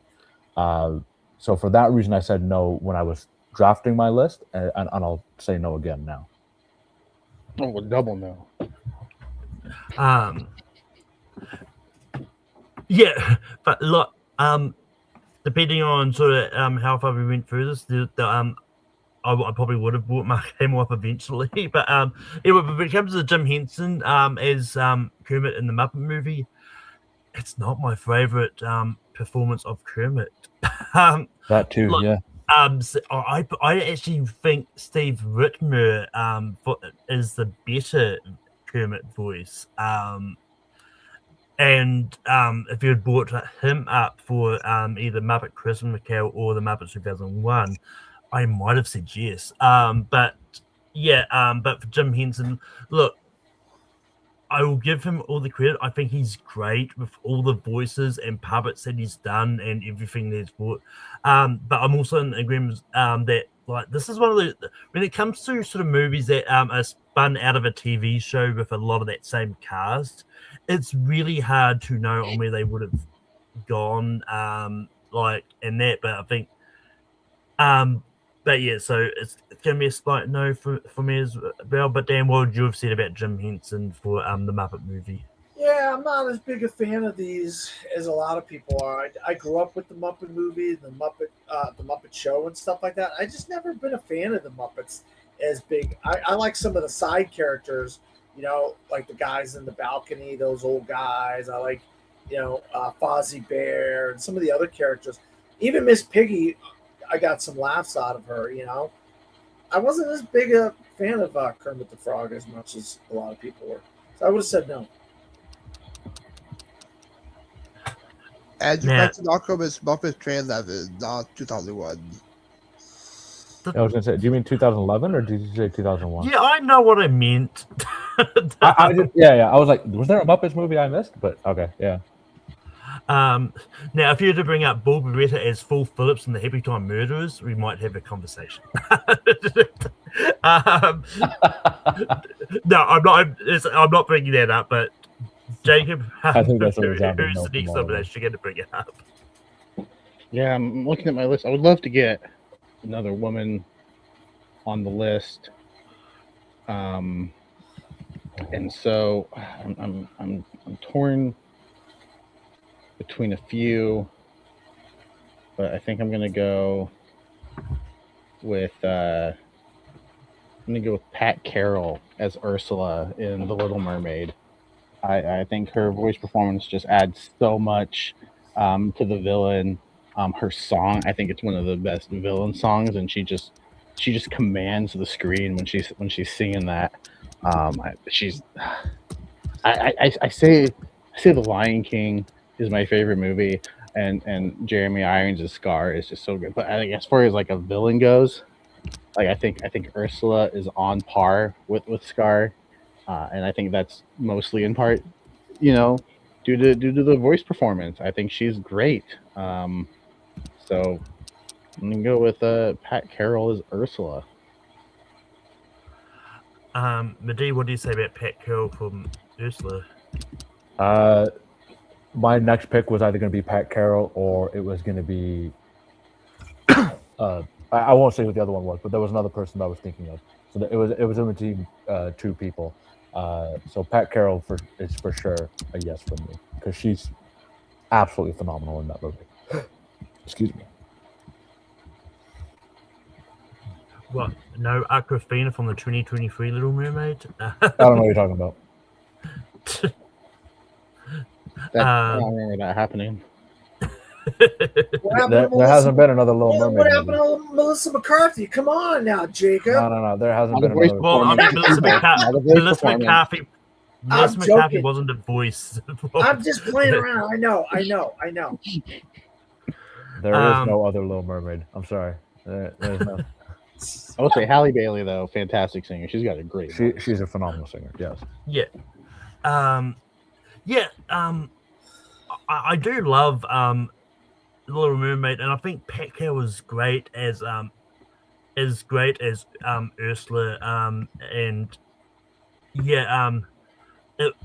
I was also tossing up between that one and another female one as myself. I'm not going to say who the other one was, just as it gets back around to me. So just because I'm going to go a slight no, but I wouldn't be upset if she makes the list. Dan, what do you say about Pat Carroll from The Little Mermaid? Yeah, I mean, I don't disagree with Jacob on this. I just feel like we've already got our kind of Disney animated villain with Scar, and I mean, I think we should just kind of reach out and try to get other types of voice over performances in different types of movies, and I feel like we've kind of covered this ground already on the list, even though we got Andy Serkis on here twice. I would say no, and it's not has anything to do with you or anything. I think it's a great choice, Jacob. I'm just going to say no because I want to see different types of characters and performances and different types of movies, and I think we got Scar, so that checks off the box for Disney animated villains.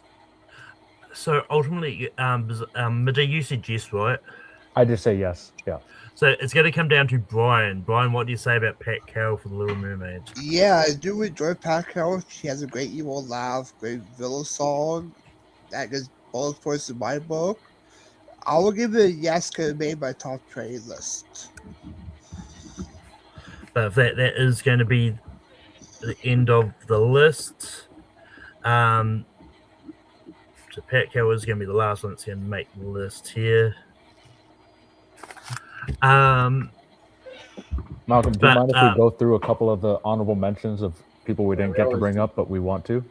Yeah, I was getting there. Oh, there you go. Hey, yeah. It's been a while. Sorry.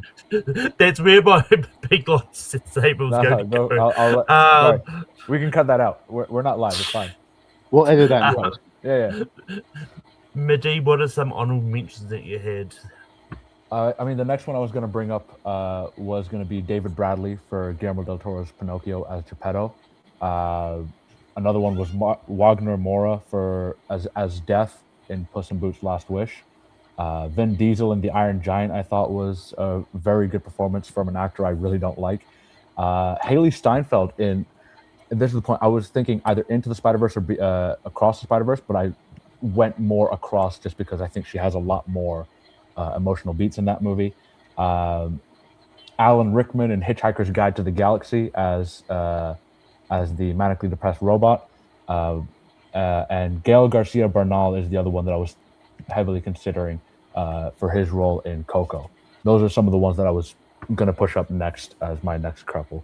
Oh, Bill Nye for Pirates of the Caribbean Dead Man's Chest as well was another outlier. I actually didn't think anyone else was going to go for Alan Rickman. I just got to forget. I thought it was an outside shot, and then I was like, you know what? He's not the best performance, so I don't think he's going to get in. But I love the performance. I just Yeah, don't yeah. think many people have seen the movie because it is a very It's British so movie. funny. It's so Yeah. good. I highly recommend it to everybody. It's so good. Yeah. For me, like some of the honorable mentions I had, I would have gone either Jim Cummings or Sterling Holloway for Winnie the Pooh for their various Winnie the Pooh movies because I think they're both iconic as Winnie the Pooh, and I think they're both great. Kathleen Turner from Who Framed Roger Rabbit was going to be the other female that I was going to bring up. And Josh Brolin from Infinity War, is someone else. I don't know how this one would have gone, but I think the movie Zoe Saldana should have been nominated for is Avatar. But really enough, like I think she's great as that as Neytiri. I think like she is good in the movie. She definitely shouldn't have been nominated for Winnie the Pooh, that's for sure. And just a couple of sort of outside shots, ones that like they're based on what we talked about, like with the like movies based on TV shows, like Peter Sellers from Wallace and Gromit, The Curse of the Rare Rabbit. I think it's great. And then either Kevin Conroy as Batman or Mark Hamill as Batman Mask as the Joker and Mask of Fantasy, because that was theatrical released. So that would have counted. And yeah, and then I think I saw him with JPO at one point, and he I don't know if he was joking or something, but he wanted me to mention Seth Rogen and Edward Norton for Sausage Party. But look, I don't think David Krumholtz, from what I remember, doesn't have much to do in Sausage Party. Dan, what are some honorable mentions that you had? Yeah, I know. You know, you guys were kind of poo-pooing on voices of animated characters, but this gentleman played the character in about 6 or 7 movies, and his name is Peter Cullen as Optimus Prime. And I think it's a travesty that Peter Cullen isn't on this list. I think we didn't have a chance to bring Peter Cullen up. I think he deserved to be on. I think he's one of the great voiceover actors of all time. He played Optimus Prime like 6 or 7 times on the big screen. So I think that's a travesty.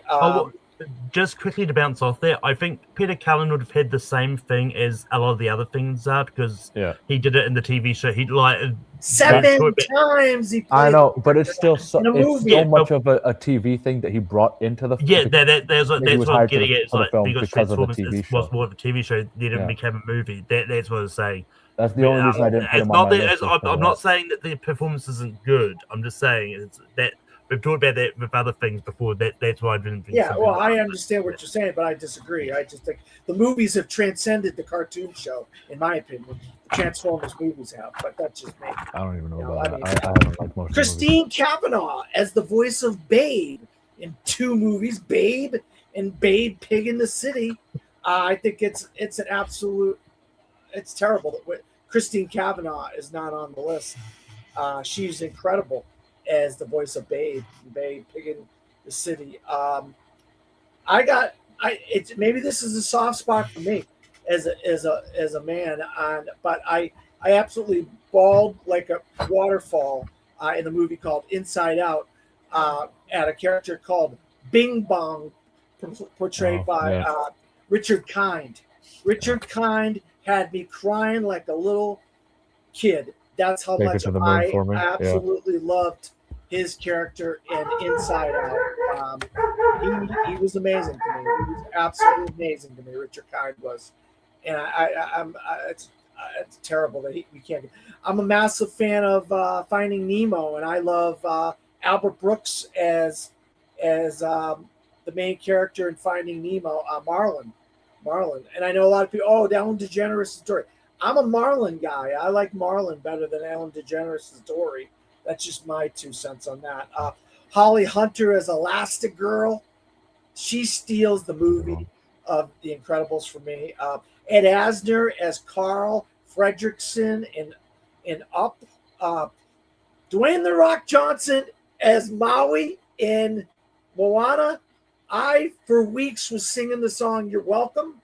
For weeks. That's how much I love that character. Love that song in that movie. Dwayne The Rock Johnson. Seth MacFarlane as Ted.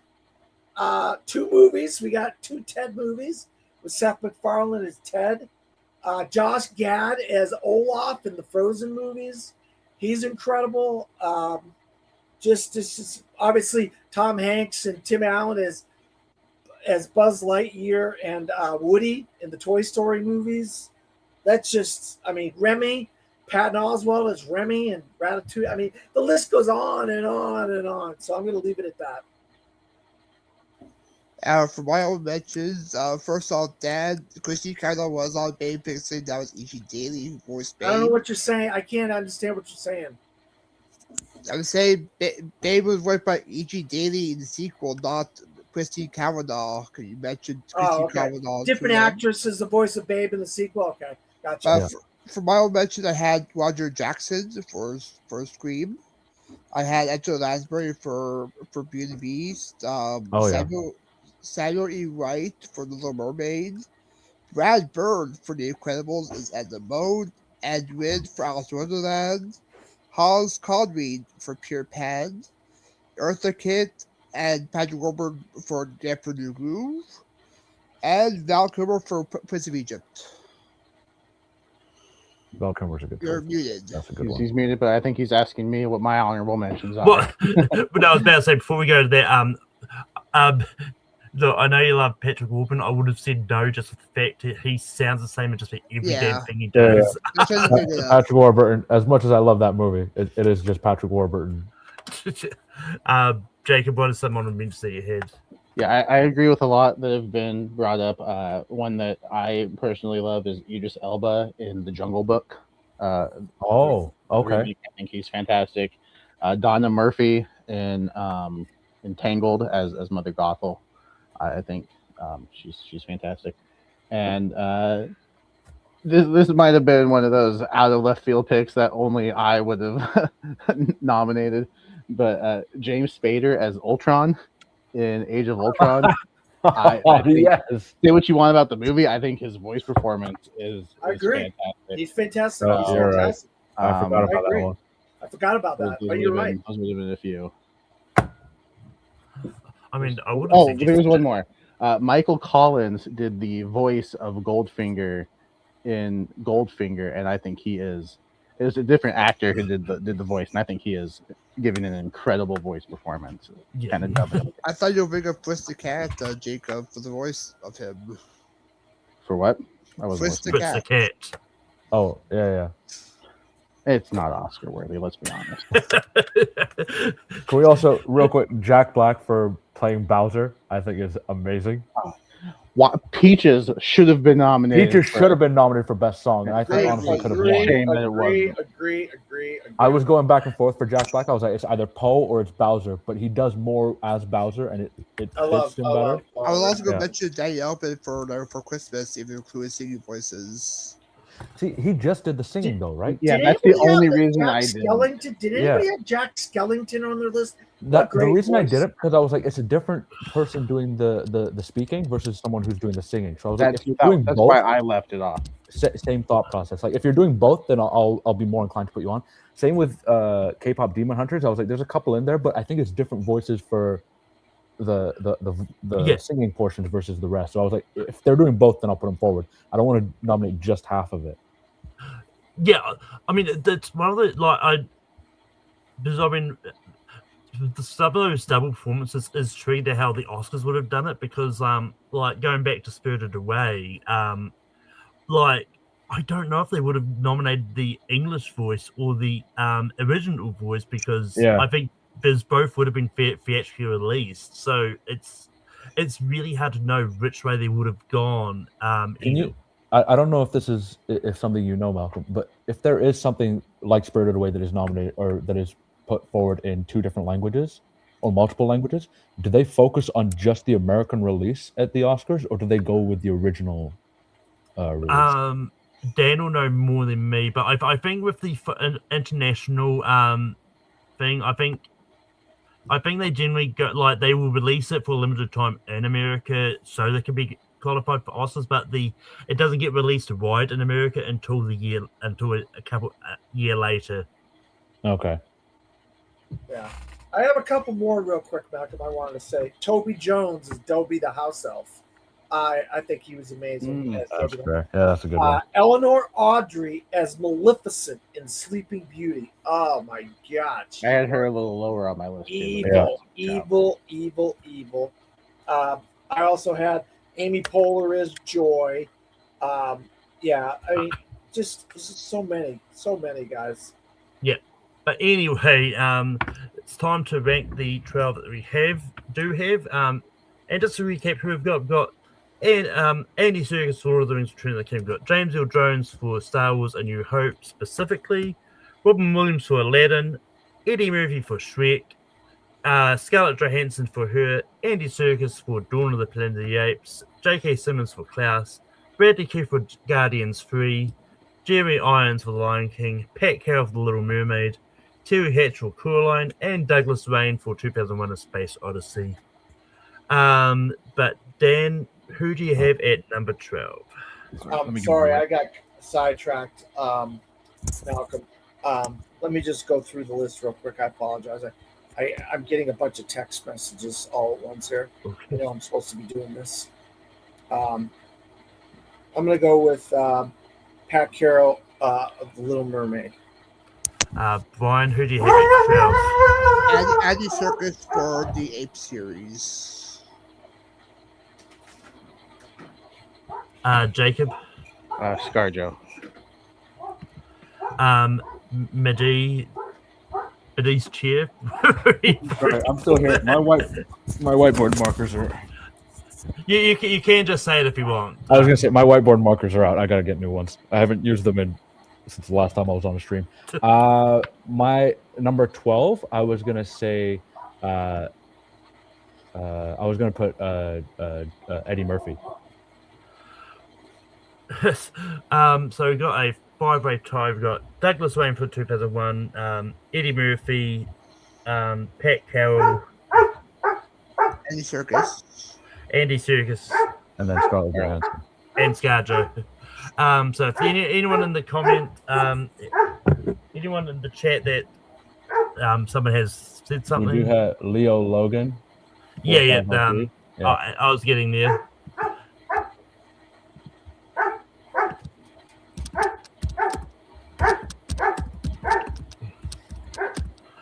Someone's dog goes hungry. It's mine. I was gonna say I'm not sure if it's mine. I can go check, but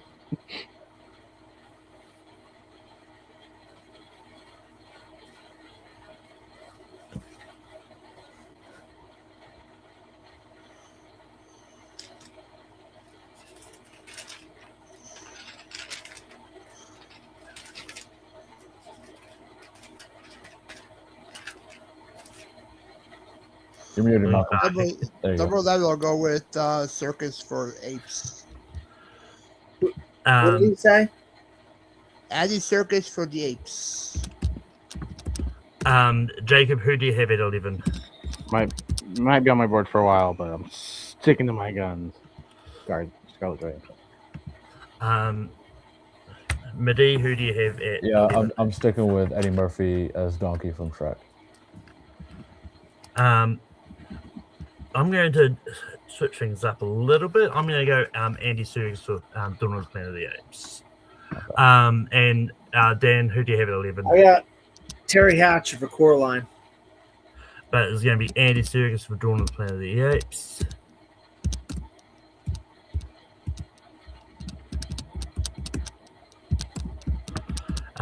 Jacob, who do you have at 10? Surprise! ScarJo. Midi. Yeah, I feel bad. I'm not changing my answer. It's Eddie Murphy still. I'm sticking with Douglas Rain. Terry Dan. Hatcher, Coraline. Brian. Terry Hatcher.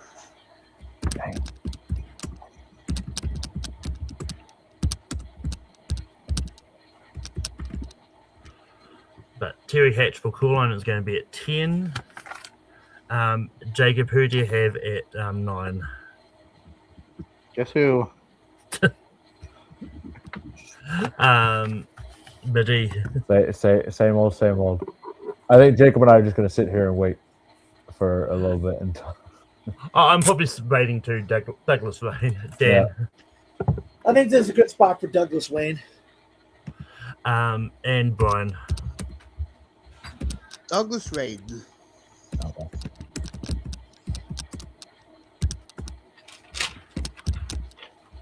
For a guy that none of us knew about before today, right? Probably not at 12. You know the character, but you didn't know the guy that played the I voice. did not know the name at all until I knew it. I knew it this week when I looked it up. I was like, Yeah. the guy from Hell. That guy should be. Yeah. But Mehdi, who do you have at a? Charlie Murphy's brother, Eddie Murphy. I'm gonna go Jeremy Irons. Dan. Interesting. Actually, I'm going to agree with Medina this time. I'm going with Eddie Murphy. Oh, I might have to think now. But Brian. ScarJo. Son of a bitch. Ireland. So it we've got 2 votes for ScarJo. We've got 2 votes. Well, I know. I was just saying. Eeny, meeny, miny, mo. Come on, Malcolm. Eeny, two meeny, votes, miny, mo. Flip a coin. Flip a coin. I mean, it's easy. I just have to look at my list. And as always, I'm not going to say it. I'm just going to type it, and you'll see it. And you'll Drum see roll, it. please. In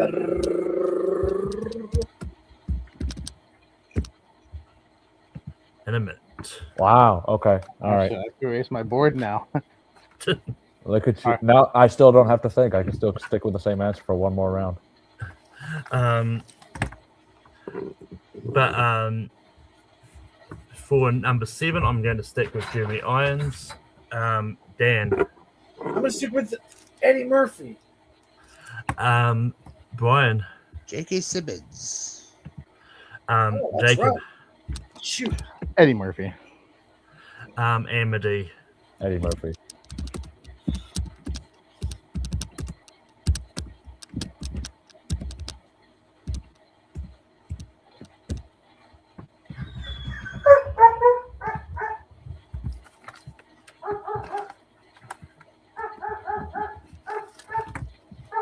All about that, Brownie. Malcolm, could you remind me which Andy Serkis performance did we vote for already? It's the Planet of the Apes one. Planet of the Apes. Okay, yeah, I thought The better so. one. Just to recap what we've got left, we've got James Earl Jones for Empire Strikes Back. We've got Robin Williams for Aladdin, J.K. Simmons for Klaus, Jeremy Irons for Lion King, Bradley Cooper for Guardians 3, and Andy Serkis for Two Towers. Dan, who do you have at 6? J.K. Simmons. Brian. J.K. Simmons. And All right. Jacob. J.K. Simmons. Mehdi. I'm going to say James Earl Jones. Come on. Again, reminder: I did want him for Empire Strikes Back at the beginning, not Yeah. for. So I'm staying in the, I'm sticking to my guns. But J.K. Simmons is going to be at 6.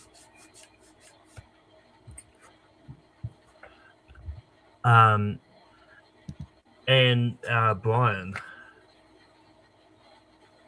I will go with James Earl Jones.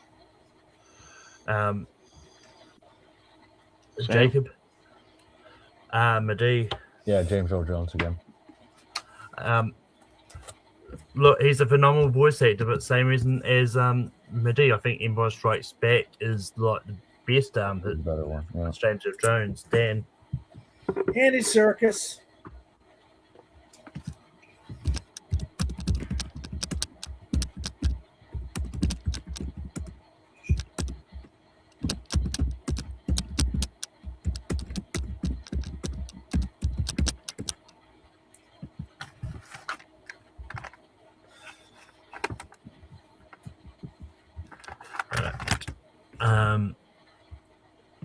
But Jacob, who do you have at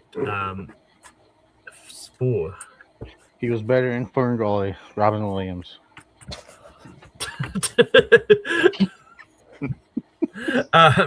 We should have said like Happy Feet or robots or something. Like, good lord. I'm gonna go. Shoot. Bradley Cooper. I'm sticking with Jeremy Irons. Dan. Andy Serkis.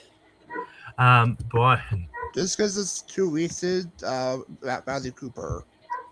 Yeah, that was my thought as well on this. It is not true. It is not. I haven't watched that movie since. Honestly, I don't think I can get through it again. It is one of those like the heavy stuff is heavy. Yeah, I'm especially glad like having they. like a pet at home, like it's too much. Yeah, Yeah. I'm glad that wasn't like just they did flashbacks and because that would have taken too much all at once.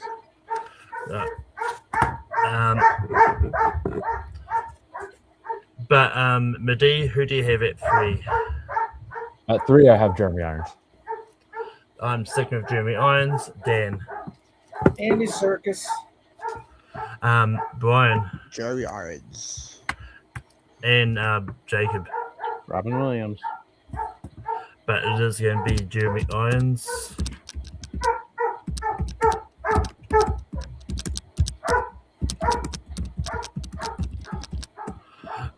Now we're going to number 1, and it's between Andy Serkis and Robin Williams, not Robbie Williams. That's a much different. Robbie Williams. Oh, Robbie Williams. Oh, we Although- forgot about that. I would love to see that version of it, but it's not going to be the same. Oh, movie. we forgot about that. Look, legitimately, Robbie Williams would have counted for Better Man. I know. yeah, That's he what I would've. said. Shoot. Son of, I completely forgot about that. Yeah. Yes, All right. until I made that mistake, I completely forgot about I it. can't believe none of us realized that. Oh my god. Well, because you forget that he's not just wearing a monkey face for the whole movie. Yeah. But anyway, Dan, who do you have at number 1? Robin Williams. Brian. Robin. Jacob. Andy Serkis. Madi. I love Andy Serkis, but it's Robin Williams for me. I would have gone Andy Serkis, but Andy Serkis is going to be Malcolm, 2. are you Robin Williams. contractually obligated to pick Andy Serkis as number 1? No. Yes. He is. No, I like I like Lord of the Rings as I love Robin Williams as the genie, but Yeah. for the same reasons as Jacob said before he said no to Robin Williams is why I wasn't going to put him at number 1, because it is pretty much Robin Williams It's just being Robin Robin Williams. Williams. That's Even though understandable. it works for the role, it's I think what Andy Serkis does with his mocap stuff and how he It's so really well gets done. into that, it's It's just so well really done. well done. Yeah. Much more deserving than the one. I say this like I'm hating on I know. Robin Williams, and I love the performance. When- but I mean, as far as, honestly, like, at this point, it's picking 1A and 1B, right? Like not all, for all me. of these not- are. I don't think so. Okay, you're the Yeah, like- outlier, but for the rest of humanity, it's like Well, I mean, That- because when you're thinking about like the Oscars and you're thinking about performances, Robin Williams is just going in the booth and being Robin Williams. Like, he's not doing anything that he doesn't normally do. Like, it's just him improving, and then like, all right, we're gonna keep that stuff. for Yeah. whoever many. I hours mean, you did it and for. it's one of those. Also, I get the argument. It's also like, and it's just been one of those ones that for me is like, it's just Robin Williams is Robin Williams. I think is the reason they got him to be the genie. But anyway, our top 12 voice acting performances that we think should have been nominated for an Oscar. At number 12, we've got Pat Carroll for The Little Mermaid. At 11, we've got Andy Serkis for Dawn of the Planet of the Apes. At 10, we've got Terry Hatcher for Coraline. At 9, we've got Douglas Wayne for 2001: A Space Odyssey. At 8, we've got ScarJo for Her. At 7, we've got Eddie Murphy for Shrek. At 6, we've got J.K. Simmons for Klaus. At 5, we've got James Earl Jones for Star Wars: A New Hope. At 4, we've got Bradley Cooper for Guardians of the Galaxy 3. At 3, we got Jeremy Irons, The Lion King. At 2, we got Lord of the Rings, Andy Serkis, Lord of the Rings, The Two Towers. And number 1 is Robin Williams for Aladdin. But that is the end of ranking for this week. It was a fun episode. And next week will probably be another fun episode for one person, and it's going to be Top Shelf David Krumholtz Yay. movies, which is going to be a fascinating. It should be very fascinating because I was looking for his filmography.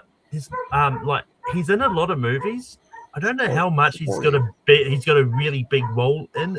It's probably going to be one of those rare times where it's like, look, if he's in the movie, it's going to count. Similar to when we did. What does he have like a big role in?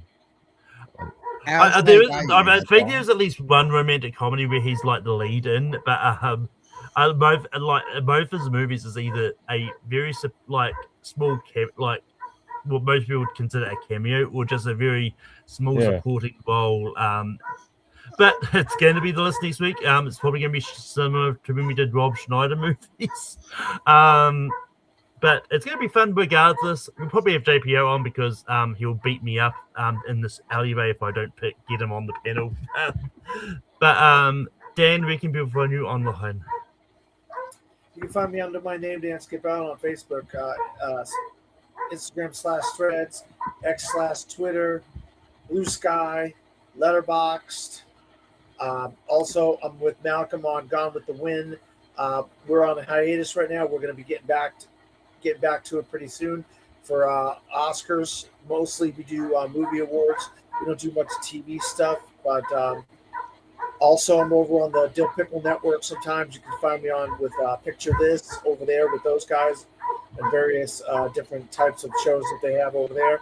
I'm on with Jordan and Austin over there on the Movie Hero Network sometimes, doing all kinds of different fun stuff with those guys, movie fights and so forth.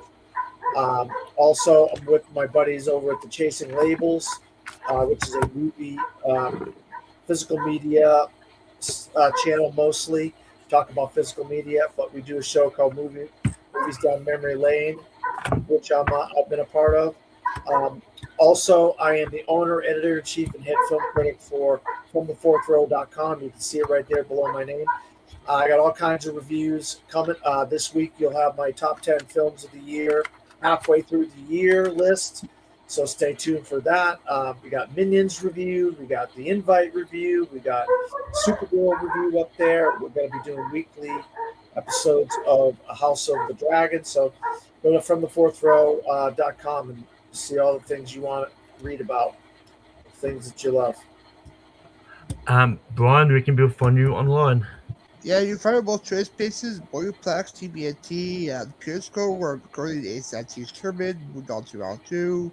Down the line should be a good time there. When we hear Network, I'll be there Tuesday for the mystery tournament at 9:30 that day. And yeah, it should be a good time. Good luck with Krumholtz. But Jacob, where can people find you online? I'm around. Mehdi, you're probably going to be someone else to Jacob. Where can people find you online? Yeah, I'm probably less around than Jacob. I'm not on nearly as many shows as Dan is. No, not at all. But I'm just not online very much anymore since, well, adulting. But I am still at Mehdi R everywhere. Basically, follow me if you like. I don't post often, but every now and then I do, and sometimes I think I'm funny. And then every now and then I get reminded that I can be on a show when Malcolm remembers to unlock the cage. But other than that, yeah, no, I'm glad to have been back here for my one show every 5 years, and I'll see you guys in 2035. Look, whenever I see someone vote on a poll that hasn't been on a show in a while, I'll probably most likely going to ask them to be fair. It was the one day I opened Facebook. I was like, "Oh yeah, Malcolm's doing this still. Let me real quick vote on it." And then an hour later, "Hey, but do you want to be on the show?" And I was like, "Shit, all right, here we go. Yeah, go brush my hair and everything like that. There you go." But yeah, And yeah, I have been doing the show for a while because in 10 episodes time it'd be about 400 episodes. Holy shit. Has it been that many already? Oh my god. Yeah. Oh yeah, I've I got- guess 390 is written on the top of the screen. I should have noticed that an hour, 2 hours ago. But yeah, but I do have something fun planned that week. May I not be a typical ranking episode? I just got to see if I've got the time to do what I'm planning. But it will probably happen at some stage in the year. I'll just say that. Top 12 movies that take place in New Zealand. You know what you should do? You should rank the top 12 people who you have on this show. Oh, that's a lot of counting, Malcolm. That's a lot of counting. Oh, top 12 random topics. And then you have to have people explain why they don't want specific people mentioned. Like if you say like, oh, Mehdi, and then have to have the panel be like, nah, I don't really know if he's that good. This is going to cause too many problems, I know, but this is going to be so funny as a viewer to watch. I can just imagine someone trying to bring up Henry Competential, who has been on one or two episodes. It's been a while, but yeah. I think top 12 Shinedown songs. Great topic. Great topic. Is there anyone other than you that's listened to Shinedown? Because I have no idea who they are. I've never heard Number of one, they have more number one hits at the Billboard 200 than anybody in the history of rock and roll. Do they really? Oh my Yeah. god. More than the Beatles? 25 number one hits. More than Shinedown. MJ, more than like really? Go look it up. Well, I mean, MJ isn't rock and roll. I know, Beatles- but okay, yeah. Beatles or the Who even like didn't get that many, or I don't know, like 25 Rolling number one Stones hits on the even? Billboard Top 100 rock charts. Shinedown. that's insane. The record. 23. He's right that they're number one, but it's only 23. Oh, Less than- only 23. So Only it's much more manageable to beat. No, they bumped it up in the last 2 or 3 months to 25. That's and- still insane. That's still just- insane that they're the just- ones in the lead. I just looked it up, and Beatles only have 20 number one hits on Billboard. That's surprising to me. Those slackers coasting on the greatest of all time label without having to actually have the Yeah. record. Well, yeah, I think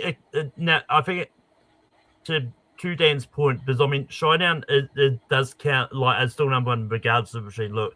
I think it's because the Billboard hit the mainstream rock airplay chart is 23 number one hits. Okay. But it's 25 on the media-based active rock song, whatever that means. But anyway, Still insane. that could be kind of been a little bit off the track here a little bit. No, that's all good.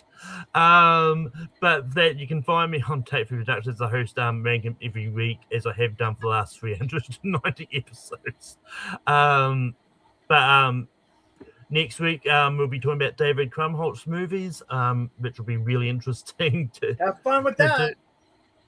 I plan. Outside values. But you can also find me on my personal YouTube channel, Malcolm's Movie of Media, as I host Spear from the Past, as I talk about wrestling on there. And I have Pez on this week to talk about WCW's Clash of the Champions number 31, which is technically not pay-per-view. It's more of like a Saturday night main event that WCW did at the time, but I still throw it on the reel, and it still is what's fun. And yeah, and I pop up here and there on the Movie Hero Network. So yeah, but that from Dan, from Brian, from Jacob, from Mehdi, and from me. And from JPO in the comments. I just saw his thing. Yep, and from JP on the comments. Yeah, we might talk. You know you're going to be on JPO. Come on. You threatened Malcolm about 5 times already about that.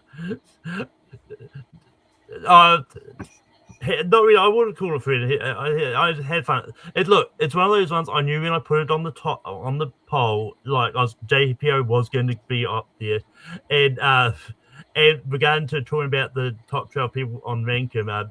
JPO said he's going to say no to Jacob Buff. He's just hating. It's all right. We love you, Jacob. But before this ends up getting rambling a little bit more, bye from right here. And we'll see you all next week.